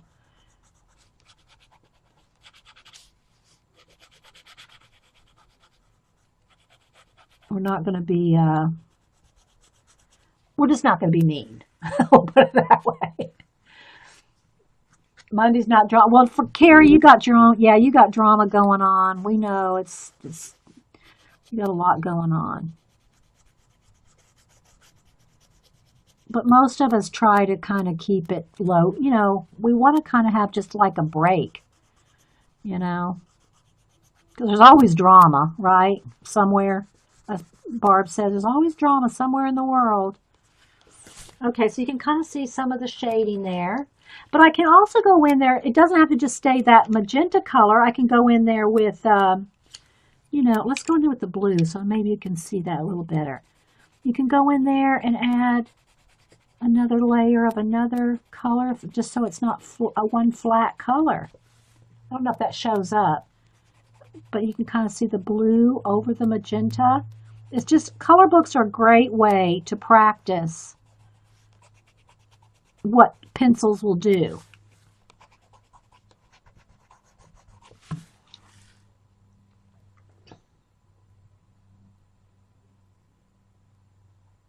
Yes, you can. Darcy, share your link to your Halloween skull clock. Feel free. Darcy works with Paper Artsy, and she has a line of rubber stamps. And now our Dana is working with Paper Artsy as well. And so you can put Paper Artsy link in there too, Darcy. They're over in UK. We have quite a few Canadians, UK, a few Australians. I never get to make it to Jen's stream hardly. So I'm just kind of going a little here and there, and I'm just adding a little bit of blue in the purple. It doesn't have to just be one color. I mean, make some interest by adding other colors in there. Hope that shows up.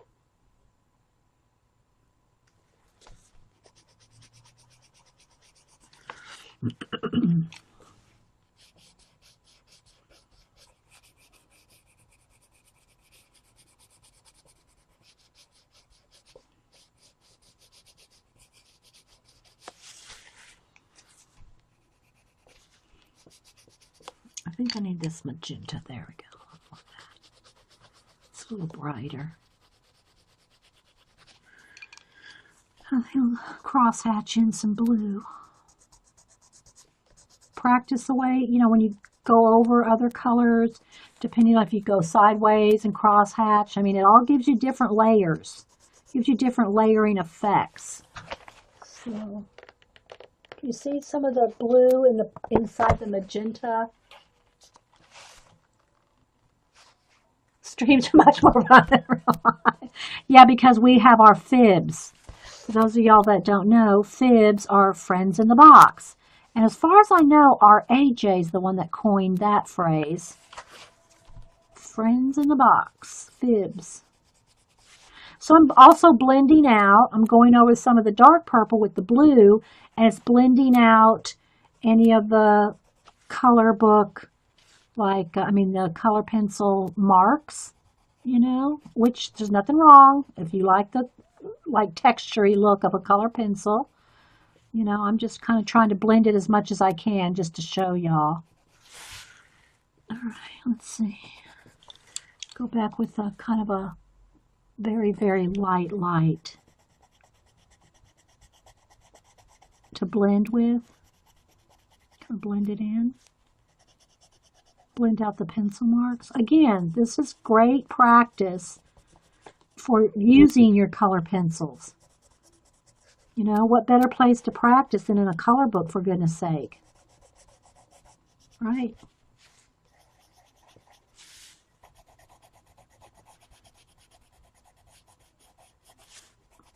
So I'm just finding areas that need blending. Oh, and someone did ask me about like some of the dark areas, like the black areas, if you go over them, like with a pencil and they get kind of grayed down. Well, I don't have any problem going back in there with either a pen or, depending on the area, like this big area here, I would use pencil. But if you want to get some of those dark lines back, go in there with a pen and get those dark lines back. If you want those black areas to be sharp, then go back over them with a pen. Like I said, the belt here, I haven't colored anything over, but I would probably just go back over that with a pencil. But make sure whatever pen you use, it's not going through. Because this, a Faber-Castell Pitt, will probably go through on some color book pages. These pages in this book are nice and thick. Hey, Colleen, anybody else popping in? I said hi, Kathy. Okay, so like in his sleeves there, I've gone over with some purple and I want to pop that black back out. So some of those little lines, anything that you want to, you know, get dark again. A Pitt pen is great because it's permanent. A Sharpie is permanent, but a Sharpie might go through, well, probably would go through anything except maybe not this. But, okay, so I think I want that artist in space to be more pencily. Let me go ahead and sharpen my white real well. And where I went over it with pen, it's just not sharp, it's not popping out enough where it says artist in space. I'm going to go back over that. Oh, there we go, it's breaking. Go over the letters with white pencil because it'll be brighter. Okay, I think I got a sharp side there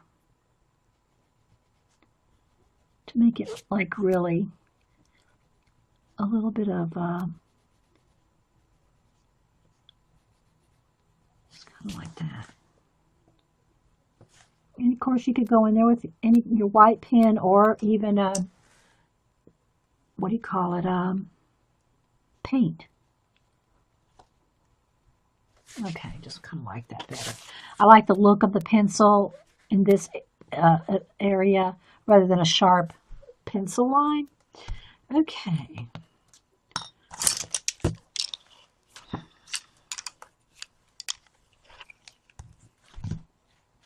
Like the color, seeing the colors come together. Yeah, I know, right? It's fun. That looks like another, yeah, well, that's what at first I thought it could be like a speech bubble or another planet. And because it already had a little star there with like shooting star lines, it started looking like cat whiskers. So I added a couple more. So it's whatever your imagination.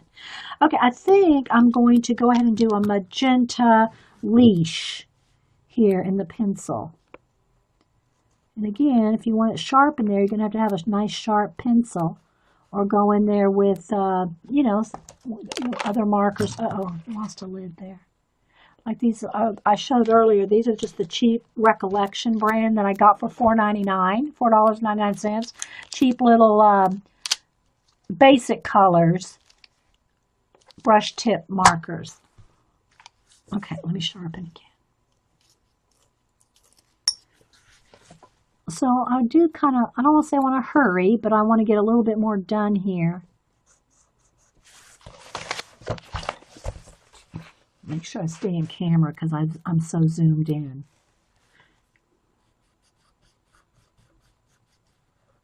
So it's about the process.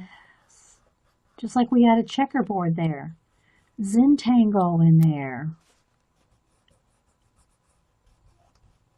If you're a Zentangler. I mean, what better book to doodle in than the Doodler book, right? If you're going to doodle in any of your color books, it should be Doodlers Anonymous. Make sure I'm in camera.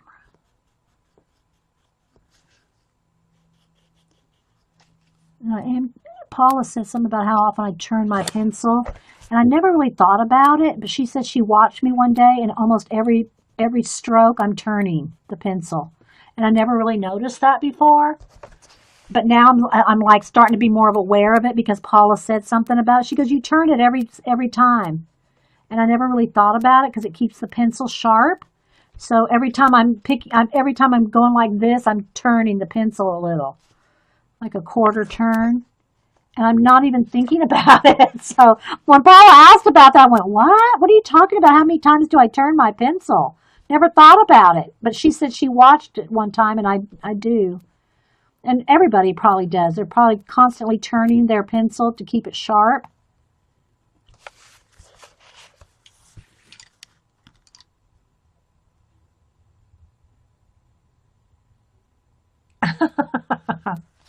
I know, I've got tons of pencil sharpeners.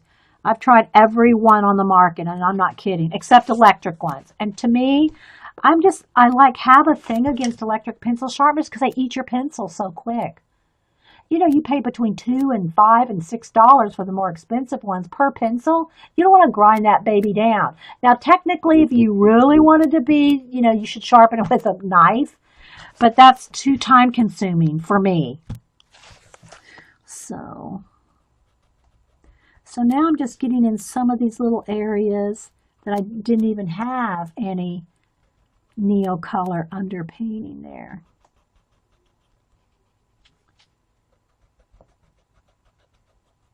And then I just found, now I know a lot of y'all have known about it. Let me see if the name of it is. There's a color book group on I mean, there's probably more than one. Oh, here's Cameron's. Okay, now I might flash the camera out, but I want to show y'all Cameron's drawing. Here's the drawing he's working on. Let's see if I can get it to not glare out. You can't see the skin tones. I'm trying to, oops, get it back.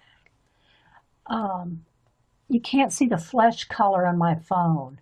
I'm trying to tilt it so you can see there. That's probably the best I can show you. This is a drawing Cam's doing for, the lips aren't showing up. It's much more flesh color with tan shading, but I can't get it to show up.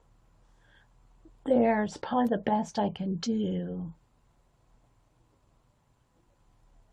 But this is a drawing he's working on for, he's in there, that's pretty good. But that's my 16-year-old grandson's drawing. Oh, I was going to look up the Facebook group. Hang on. Oh, let me get the focus back. There we go. The color book group that I found a couple weeks ago. Romy said she uses a wide makeup sharpener for the soft color. The one made for the soft eye makeup on her Prismas. No breakage and less waste because the point's shorter. I've tried a couple of those, Ro, but maybe I should look into, I do have all kinds of makeup sharpeners too. I might even have one of those ones for the wide makeup pencil, the wide ones. Yeah, I know. Isn't it great? Let me see if I can find the name of it. It's called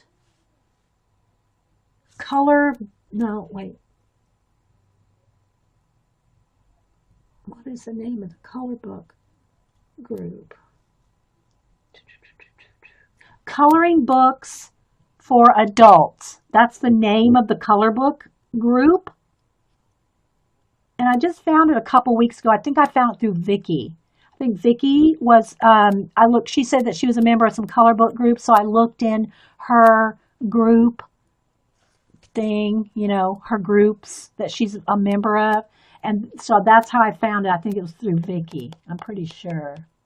Just one from, okay. Yeah, well, I'll have to, I know I have them around here, but so what she's saying is that you want the kind of sharpener that's going to make the shorter, stumpier point rather than a sharpener that gets them long and pointy.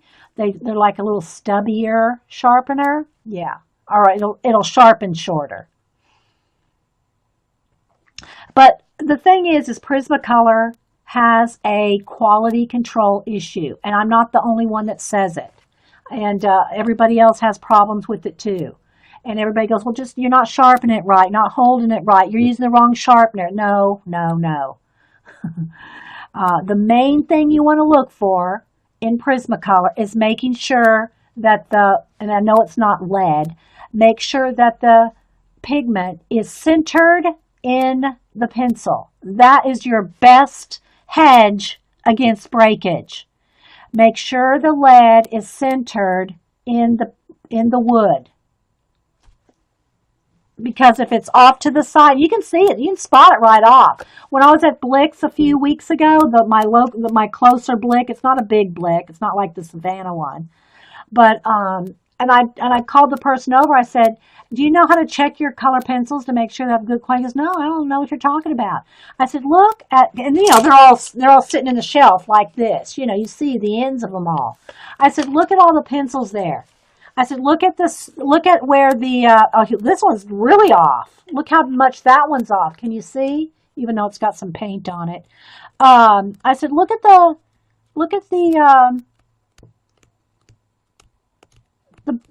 barrels and look at the lead. And he goes, oh yeah, I see. So see look how obvious that one is. That's terrible right there. See that? See how off center that is? That's what you want to avoid right there. Avoid that. Because when you sharpen it, they're breaking because it's not centered. You're sharpening on an angle. So avoid that. If you buy them individually. Now, if you buy them online or buy them in sets, you're at the mercy of Prismacolor. But I still can't help it. Yeah, I know. I still love my Prismacolors. I can't help it, So I'm going to go in here and do a little bit more darker purple over the magenta here.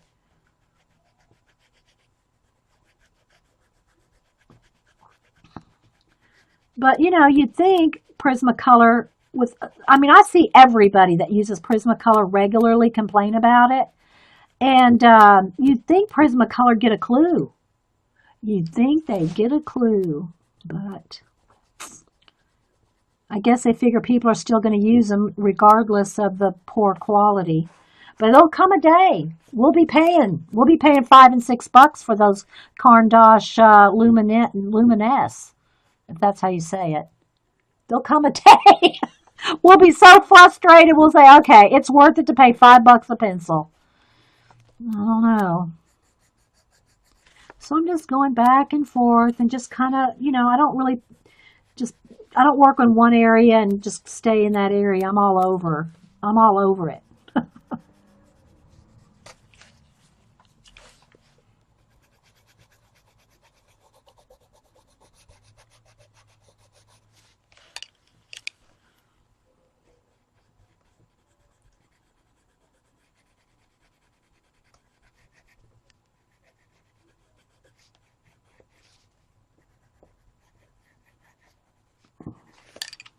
And I do hold my breath. And I know I've said this before. Hubster teases me.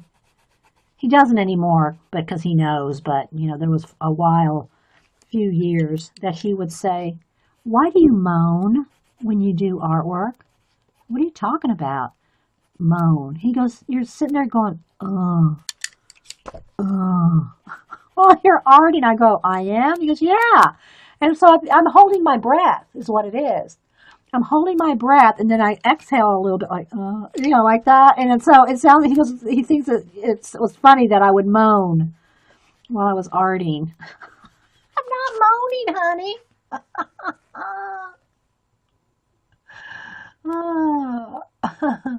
Yeah. Now that's the thing about the electric pencil sharpeners. They will chew your pencil. You gotta. I don't know. I would have to look a lot of reviews over electric pencil sharpeners before I invested in a nice electric pencil sharpener that was guaranteed not to eat my pencils.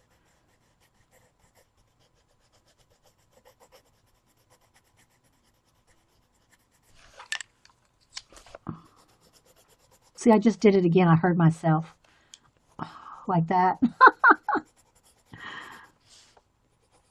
All right, and I think I'll put a little bit of blue in that. So I hope y'all kind of got an idea of some, I'll post this page when I'm done with it. I don't know if I'll finish it today or what, I don't plan out finishing color book pages. I do have to still do my Inktober for today, and I do have 3 portraits to do this week. I want to do one for Gold Rush. Oh, Gold Rush. Don't tell anybody. For those of y'all that know, I love the show Gold Rush. And last season, I did all the crews. I might have missed 1 or 2 on Tony Beats' crew. A couple of his guys that they don't show very often. But I did 25, I think, last season. And they posted quite a few of them on their Facebook page and got a lot of looks and a lot of likes, thousands actually. So I was really sad. And I didn't do it for that either. I mean, I didn't think that they would post them on their Facebook page. I just love the show. And I really like the guys, so I would do, their portraits. And they really, really liked them. And they talked. And this last week, when the new season started last Friday, I'm tweeting with them all while they're watching the show too, because the season's already been filmed, right? The Gold Rush season, actual mining, has been filmed, and they're done mining for the season. And so now they tweet with us and stuff. It's just a lot of fun because it fascinates me what they go through to mine gold. And so anyway, I just love the show, love the personalities, I love the characters, Parker and his old granddad. And so anyway, I drew like all the crew except maybe 1 or 2 last season. And now this season they have some new ones, including one of the father and son team. The grandson is, I think he's probably 17 or something like that, has joined the Hoffman team. And so I want to draw him. He's a cute young guy. And so I want to draw him hopefully by Friday. But I've got to get in touch with his dad to ask him what color his eyes are, because I can't tell.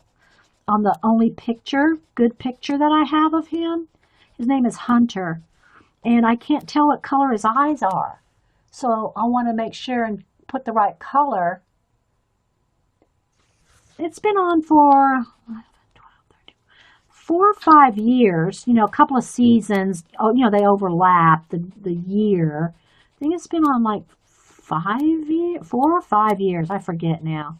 I know it goes back to 2011, and now we're in 15. So anyway, but I love that show. I love all the guys. They're all. I mean, even the crusty Tony. I don't know. I enjoy it, Everybody just, we all have our favorite shows, and some of us all tweet together during Survivor. But I love Gold Rush. So, okay, so I'm just blending out some of these little bands. Well, anyways, I said that to say I have 2 other portraits to do too, but that I want to do that Gold Rush one before Friday. But I have to get with Todd and see what color his son's eyes are, because I can't tell in the picture. Because it's kind of like he's kind of like squinting in the sun, so his eyes aren't like wide open. There's not a lot of pictures of him out there yet, and so I have to go with what's out there.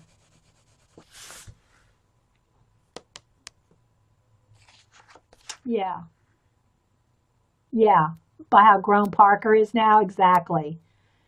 Exactly.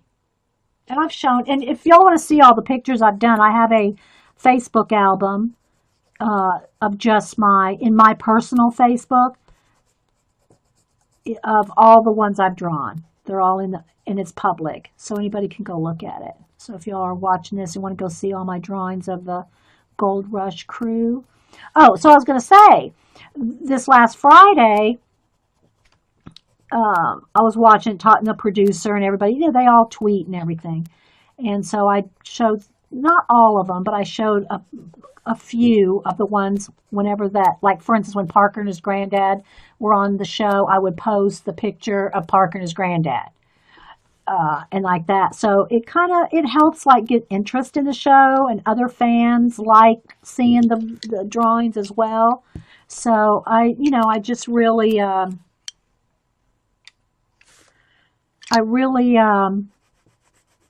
enjoy, like, I like to promote people I like, whether it's art or a TV show or whatever. I guess that's just the way I do, I like to promote.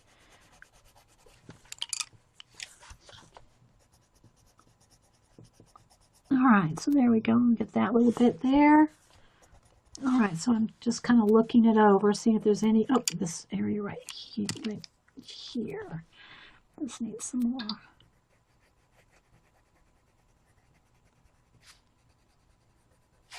A little bit more shadow under this arm here. And haven't even got down here into the pants yet, or into the cat yet, much. But you can see I just go back and forth from pencil to pencil. Sometimes the colors, like one color might go over all that whole area. You've just got to kind of play and blend. All right, so I think, guys, I wanted to do a little on the face. All right, let me get a couple of tans and a brown and a flesh color, and let me do a little bit on his skin. Maybe I should have started with that.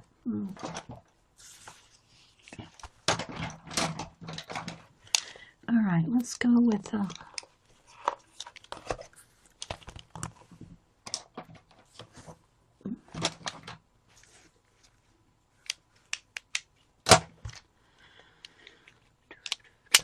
let's see what colors I'm going to pick here. This one, and maybe just a beige. Okay, so we're going to go with just peach, burnt ochre, and what is that one? Beige sienna. So I'm just going to go with these 3 colors, and white.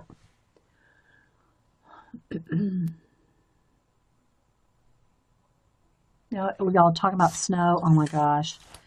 We close down around Atlanta when there's snow. Okay, so I'm just going to now, in the areas where you can see where some of the dark is, I'm just going to go in here and I'm going to just kind of reinforce some of the shading here. And again, a light touch. I'm not bearing down. I'm not, I want it to blend like, so you can kind of see.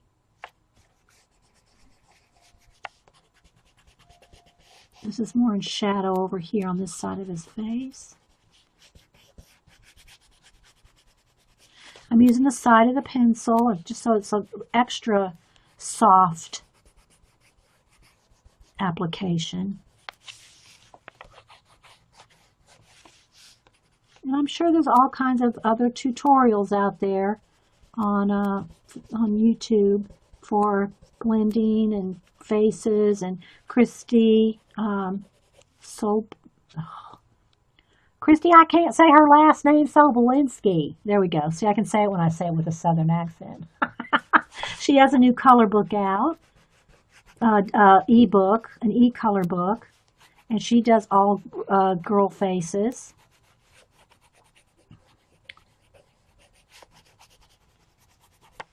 So, see, I want him to have, you know, a darker skin tone. Just to have it a little, mix it up a little.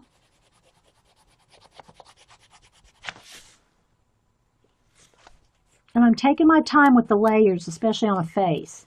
I don't like go crazy with one or the other yet. All right, and I'm going to add another the peachy color over the top of that. It depends on how realistic you want it to look. If you don't, you know, you don't have to do this much work. But it's fun to practice.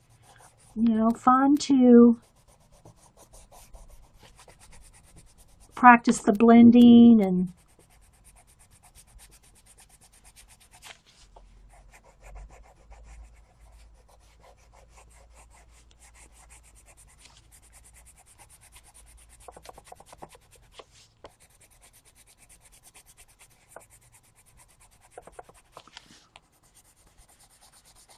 go both ways to make it so you have no lines.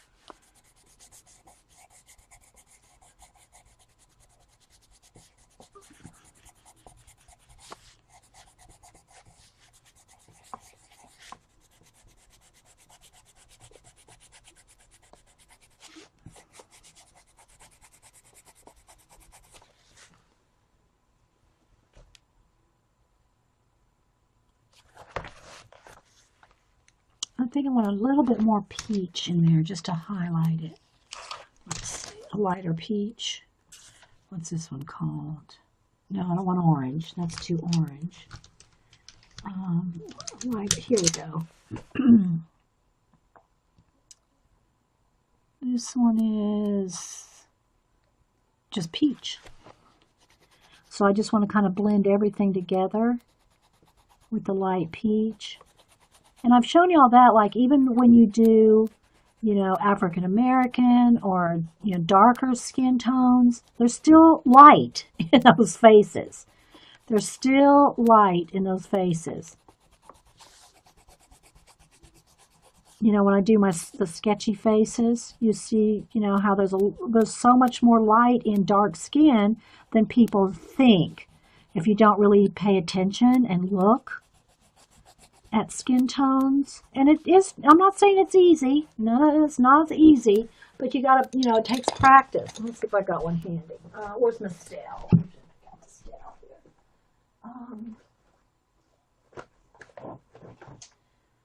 Where's my recent sketchbook? What do I do with it? Take it, oh, here it is.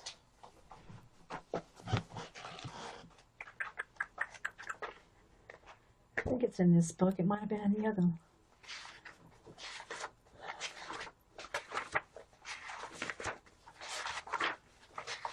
Okay, so here's Mistel. Let's see how much light's in her face. And I know I'm kind of zoomed in way too much for this. Let me kind of back it up just a little. See? I don't know, it's not focusing very well. There we go. Kind of flashes in and out, but you can kind of see it.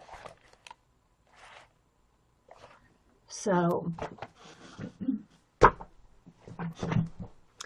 all right, so a little bit of highlight on his nose. Again, it's not going to be as bright as if this was acrylic. Okay, but it will give you some.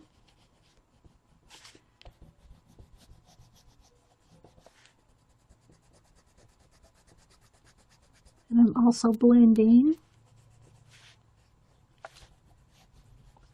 And I don't know, let's see what color. Let's do a nice, pretty bronzy eye color.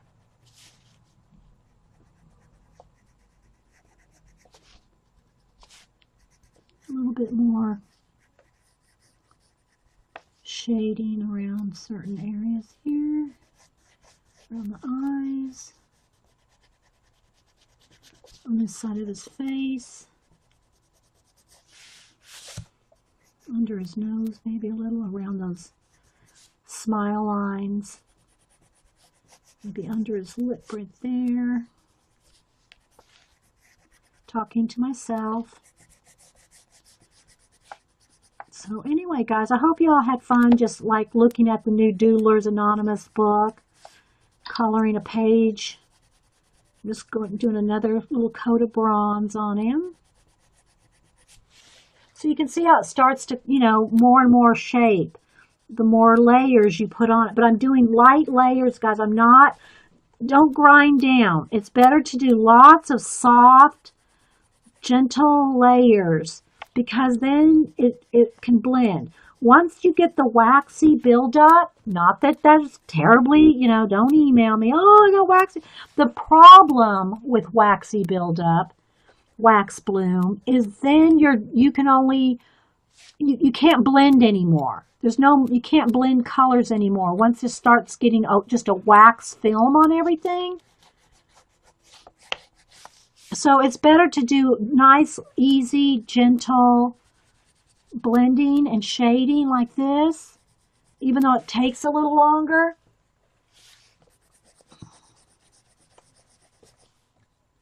But you'll be happier with the results.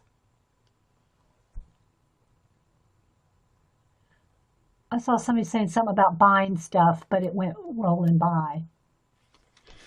So, any questions or anything, guys, before we go? Thanks for being here for a couple hours of color book. I'll post the link to this when it's uploaded to YouTube. And y'all can kind of, you know, have it. Or whatever, when I finish it. And I mean, I'll also upload this picture when I finish it. But that may not be today. But you know, see the video. So let me back out with the camera zoom. Autofocus again.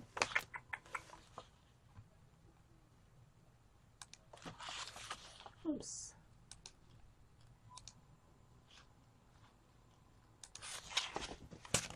Oh, you were Sarah was blaming me for my recent purchases. Hey, Mac. Hi and bye. Yeah, that's because there's soft layers. Now, if I got about, you know, by the time I got 10 layers there, Vicki, it would be wax bloom for me too. But I'm doing it so gently. I mean, I'm doing it so soft in layers that it just doesn't build up, you know, that fast. Okay. I think I need a little shadow on this side of his nose.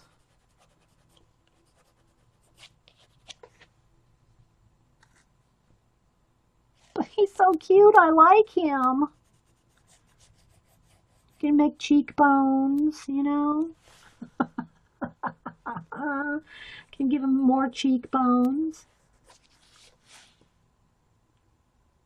His little chin is under there. You can't really see his chin. You know. What color is this one? This is burnt ochre, and the colors that I was using, here's all the colors I was using for the face. Of course, white, peach. No, this one's peach, and this is light peach, I think. peach and light peach, and beige sienna. So those are the colors that I'm using on him. And look at all those light colors I'm using, and he's a dark-skinned guy.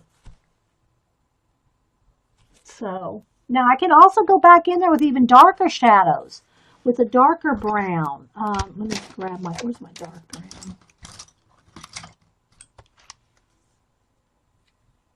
Oh, that's the purples. Where's my dark browns? Oh, here we go. I could even go in here with, my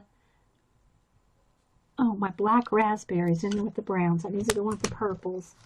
Got to watch the black raspberry when it's mixed in with the browns, and you got to watch indigo blue. You pick it up instead of black. Those are real easy to mix up. Another black cherry. See, I misfiled those. Okay, so here we go. Here's a dark brown. Let me sharpen it. Okay, so I can go in here like under his ear, but see, because I've had lots of light layers, I'm able to put another layer on there. Maybe inside of his ear, right along this shadow, like right along there. Maybe right up in here under his helmet. And again, then I'd go back and blend it a little more. Let's add a little bit more shadow around his eyes. Under his eye. So you can even add even more darker.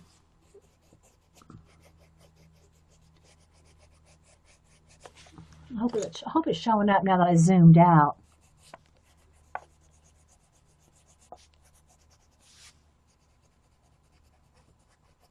So anyway, guys, I hope y'all enjoyed it. And I don't know, Jean's streaming at 4 today? Oh no, I haven't seen Jean around today. She's sleeping in since that vacation. Or visiting her mom, I should say. So there you go. You can kind of see. And then I'll go back in with another, the peach again, like maybe the medium peach. And then I'll blend that in so it's not a harsh line. Not a harsh line where I just put that dark brown. But I can tell I'm almost at the point where maybe I can get one more layer. I can just tell. It's not the way it feels, the way it's going on. I'm good for maybe one more layer after this peach before it's going to start wax blooming up. And all that does is just prevents you from blending more layers on top. Okay, it's not horrible if you see a little shine on there, but I try to avoid that. That's just me. But I can tell it's starting to not want to blend in certain areas because I've got lots of layers. And this paper here is like there's no tooth to it at all. There's no tooth to this paper. Okay, it's real slick,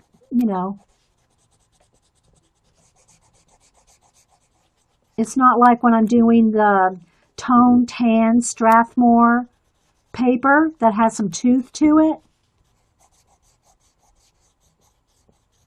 But I gotta say, the quality of this paper as far as, thickness for a color book is really awesome. Because you can get a lot of layer. I mean, you can, it's not soaking through, Now again, I'm not saying it'll take a Copic, but there we go. All right, guys, so I think I'll leave it at that for now. Take a break and, like I said, start on some of the things. But I'll work on it next couple of days and post a picture when it's done. But I love the little cat. Again, we didn't really get much down into shading there, but hopefully you can see some shading and coloring and, it's a start. All right, guys. Well, I'm glad y'all had fun. We'll see y'all at Jean's later if y'all are around. Okay, guys. You're welcome. Bye. Doodlers Anonymous in Books A Million. Now, I haven't checked to see if it's at Barnes & Noble, but it was at my Books A Million, which is the closest of the two bookstores to me. It is a good size book. Let me give you some of the deets. Let me find a ruler. It is 8.5 by 11. Now, one of the things that I really appreciate about this book, okay, it's not overly expensive. It's $15.95. It's got a write-up on the, how the artist and what they did and how, both there and on the inside. In the preface and, One of the things that I really, really like about it, though, is the thickness of the pages. It's thicker than most of your color books. It's thicker, I think. Let me compare it to the Celtic one. Hang on. I think this would be the most comparable in page weight, paper weight to it. Let me check. Okay. Nope, it's even thicker than that. This was the thickest paper that I had found in any color book was in these Art Therapy Celtic ones. These are $20. These are not, because it's hardback. This is even a little thicker. I can't tell you the exact weight. It feels like maybe 90. I don't know. This might be, I don't know. It's not 110. Listen to us. Okay, let's see. It's not 110. It's maybe 90. I don't know. But it's thicker. And what is nice about that, even though it is a double, it's not, it's front and back. So, if you wanted to frame one or something, you'd have to make a copy one. You can't just tear it out and use one. You'd have to use one or the other. But it doesn't go through with Neo colors or what barely wrinkled. This is the only page I've done so far. I think I've colored a couple of balloons on another one. Yes, I am recording. Thank you for asking, Vicki. It does not wrinkle. Now, again, it doesn't bother me like in the Anamorphia book. It does wrinkle when you get a whole page full of water on it because the animals are so big in that. That doesn't bother me that it wrinkles because by the time I get a layer of color pencil and everything done, you don't really notice the wrinkles, but that's just me.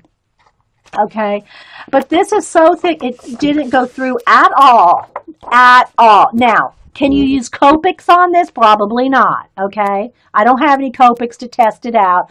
We could maybe test a Sharpie or something, but so I'm not saying that you can use full-on alcohol-based markers in this, okay? But I use my Neo colors and my water brush, and I can't hardly feel any wrinkle at all, okay? So your Neos are going to be there today, Janet? Okay. So I thought what I would do is I'm going to go ahead and maybe do a little base coat coloring with my Neo colors. Again, if I don't get to the stage where I color pencil, we'll see how far I get or if I do sections or what. Always make sure, no matter the paper, thick quality or whatever, make sure if you use watercolor, wet, medium, of any kind, if you want to check back on my last video where I showed the charts where we did, the markers, the Neo colors, the ink tints, we did a little chart for, how each one reacts when you go over it with the color pencil. You've got to make sure it's dry. I cannot overstress that in one. I bought one color just to test out how color pencils go over the new Americana multi-surface satin. Somebody here might have tried that already. I've not tried it. So I thought I'd do a little demo and see how color pencil goes over the new satin. All right, so anyway, what I was getting at is nothing is as bright, whatever kind of color pencil, of white. Well, again, Kathy swears by the Caran d'Ache Luminesse. Yeah, I have some polychromes. I do have a small set of polychromes. Just for me, they're not as soft. I like this. Some people don't, like the Prisma Verithens. They're hard pencils and they're good for tiny details. I like the softer the pencil, the better. And so far, other than not trying the Luminesse, the Prismacolor are the softest that I've tried. This does have a shine to it. Okay, so I've not tried this, Kathy, so I'm going to try that and see how I want to test the reaction of the color pencil over the satin. Because the ones that I use now are just plain Americana flat matte, which I love for going over with color pencil. So again, I wanted to show you. Here is white on top of acrylic. Top of acrylic. Nothing will give you that brightness. Not neocolors, not markers. Like here's a marker. This is just a water-soluble marker. Here's a water-soluble marker compared to acrylic paint. See the white? It's just not as vibrant. Nothing is as vibrant if you want white highlights or light color highlights, light green, light whatever, light color highlights and shading and, well, highlights as going over acrylic paint. Okay? It just, nothing is as, yeah, I know, I'm not saying that the paint's not nice. I'm sure it's an awesome paint. My question is if color pencils will blend as well on this as it does the regular Americana. Well, let me get a red one. Just the regular Americana. That's even the wrong color here. Let's try to get to the closest one. Primary red. This one's lipstick red. But I wanted to see the reaction of this with color pencil. I'm sure it's an awesome paint in and of itself. Don't get me wrong. Okay, so again, we tried it on acrylic paint, just Americana matte, Neocolor 2s, markers, water-based. Okay. We did do it with a Sharpie, I think, on another piece of paper, but I don't use Sharpies, and I mean I have some, but I don't use the Copics or alcohol-based markers in my color books because they do soak through. You know, now I'm not saying it's going to soak through in this particular book. I haven't tried it, but this has got the thickest pages of any of the color books that I've seen so far. Okay.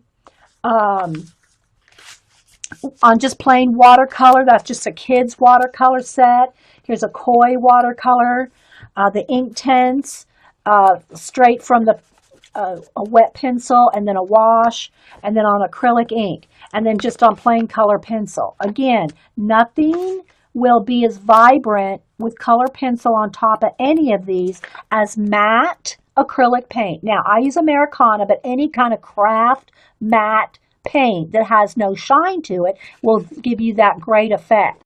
All right, there we go. All right, thanks everybody. Welcome back to Coffee and Art in the Morning, and we're doing some little different segments here of different projects so that they're recorded separately. So the next thing I want to show is my newest color book. I told myself, if you're going to collect color books, let's collect them like one a week, not in bundles of 5 or whatever.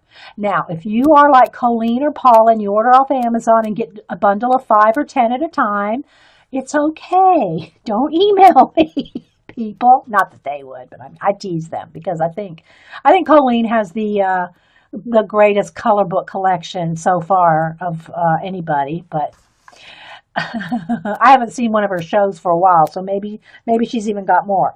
So I decided that I'm only going to try my best to get one a week and be very selective and more discerning. We're going to be a color book connoisseur.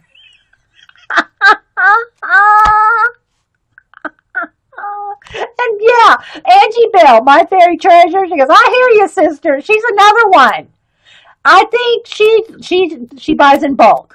She even got the HSN Anna Griffin one. I saw that video. So if y'all want to see the inside of the Anna Griffin HSN color book, it comes with a color book and 2 smaller books, then head over to My Fairy Treasures, Angie Bell.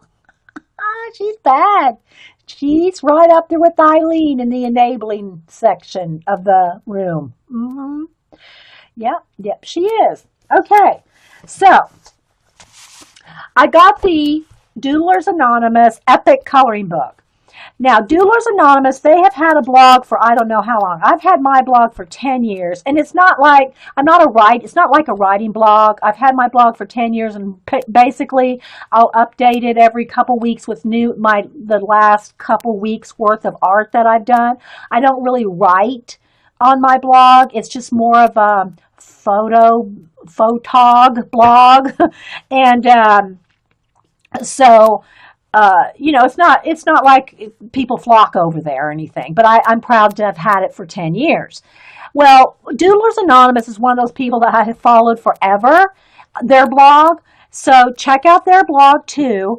But they've done color books and things for a long, long time. But this is the first time that I know of that they've actually had their books in the bookstores.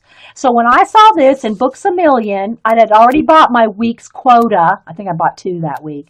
I'd already bought my week's quota for, so I said, well, I'm going to come back next weekend, which was this past weekend, and get this one. It is so fun because it is by multi-artists, kind of like, some of the other books that I've shown you that were like color books, like from the museum and stuff like that. But this is all doodler artists that doodle and do cool black and, well, they do other things too, but they're great at doodling in particular. And their name is on each page. And one of the things I like about the book, I'm just going to kind of do a little like review here. I'm petting it, people. Yes, Joann's, Michael's, Hobby Lobby, they all carry color books. But the bookstores have more, and of course Amazon is going to be having all kinds of ones that are on, pre-order and stuff like that. But I was so happy when I saw Doodler. Make sure if you use any kind of wet medium as your whether it's acrylic, paint, watercolor, whatever it is, make sure it is dry before you start coloring and shading with color pencils. Okay, so I do have pictures of this close-up with all the colors, the Neo colors I use, and all the color pencils that I used. So if you just want to see the extent, probably, 8 to 10 of each. There's probably 8 to 10 of matching colors of the Neo Color 2 and the Prismacolor pencils to shade with. Also want to stress again that Neo Color 2s are the water soluble. Let me show you the thing here. Let me show you the cover.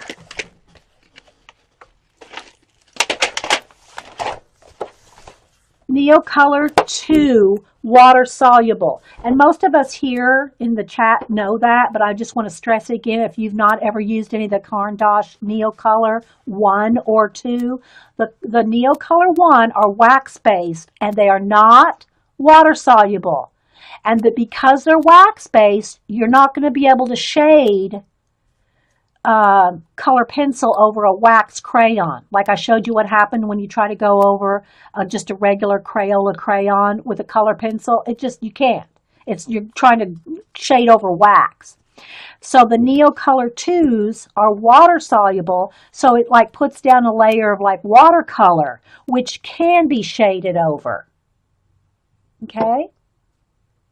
Oh, and I just saw Blondie here.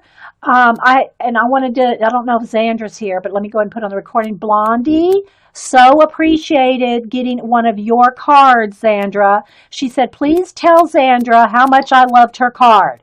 Well, this is the first time I've seen Blondie since I saw her message, and Xandra, if she's still here. So I just want to pass that on, Xandra, that Blondie loved your card. She had to email me a whole thing on it because she loved it so much. So just FYI. Okay, so, and again, if you're watching this on YouTube, this is a live show with live people. We got, 60 some odd people here, and it's a live chat. And so if you're welcome to join us, Coffee and Art in the Morning, and come over. I'm at least here every Monday at 9 a.m. Eastern, and then sometimes impromptus. But if you follow me on Ustream, you should most times get an email alert when I go live. If you if you click that option. Okay, so anyway, back to the Neo Color 2s. There are more than these 84 colors. I think Carrie has 120, 130 something set. I forget how many total they make. I'll never outuse these, just this many. And so anyway, they are highly concentrated water-soluble crayons, and I've had them it'll be 2 years, I think, in February. I got them for my birthday 2 years ago. I try to kind of keep them sort of in color family, kind of close anyway, so I can pick them up real quick. If I need a pink or, whatever, I don't have to dig around for it. And that's how I do my color pencils, too. I do my color pencils, like here's the blue grays. I keep them, you know, in bundles by color family. And so then if I want a color, I just, you know, pick through here and find the, you know, it's easier to do it if you have them in bundles like this. Like here's my greens like this. It's easier to find the colors like this than to have it just all loose in you know, something where it's hard to find them. But that's just me. That's just the way I organize, right, Miss Anita?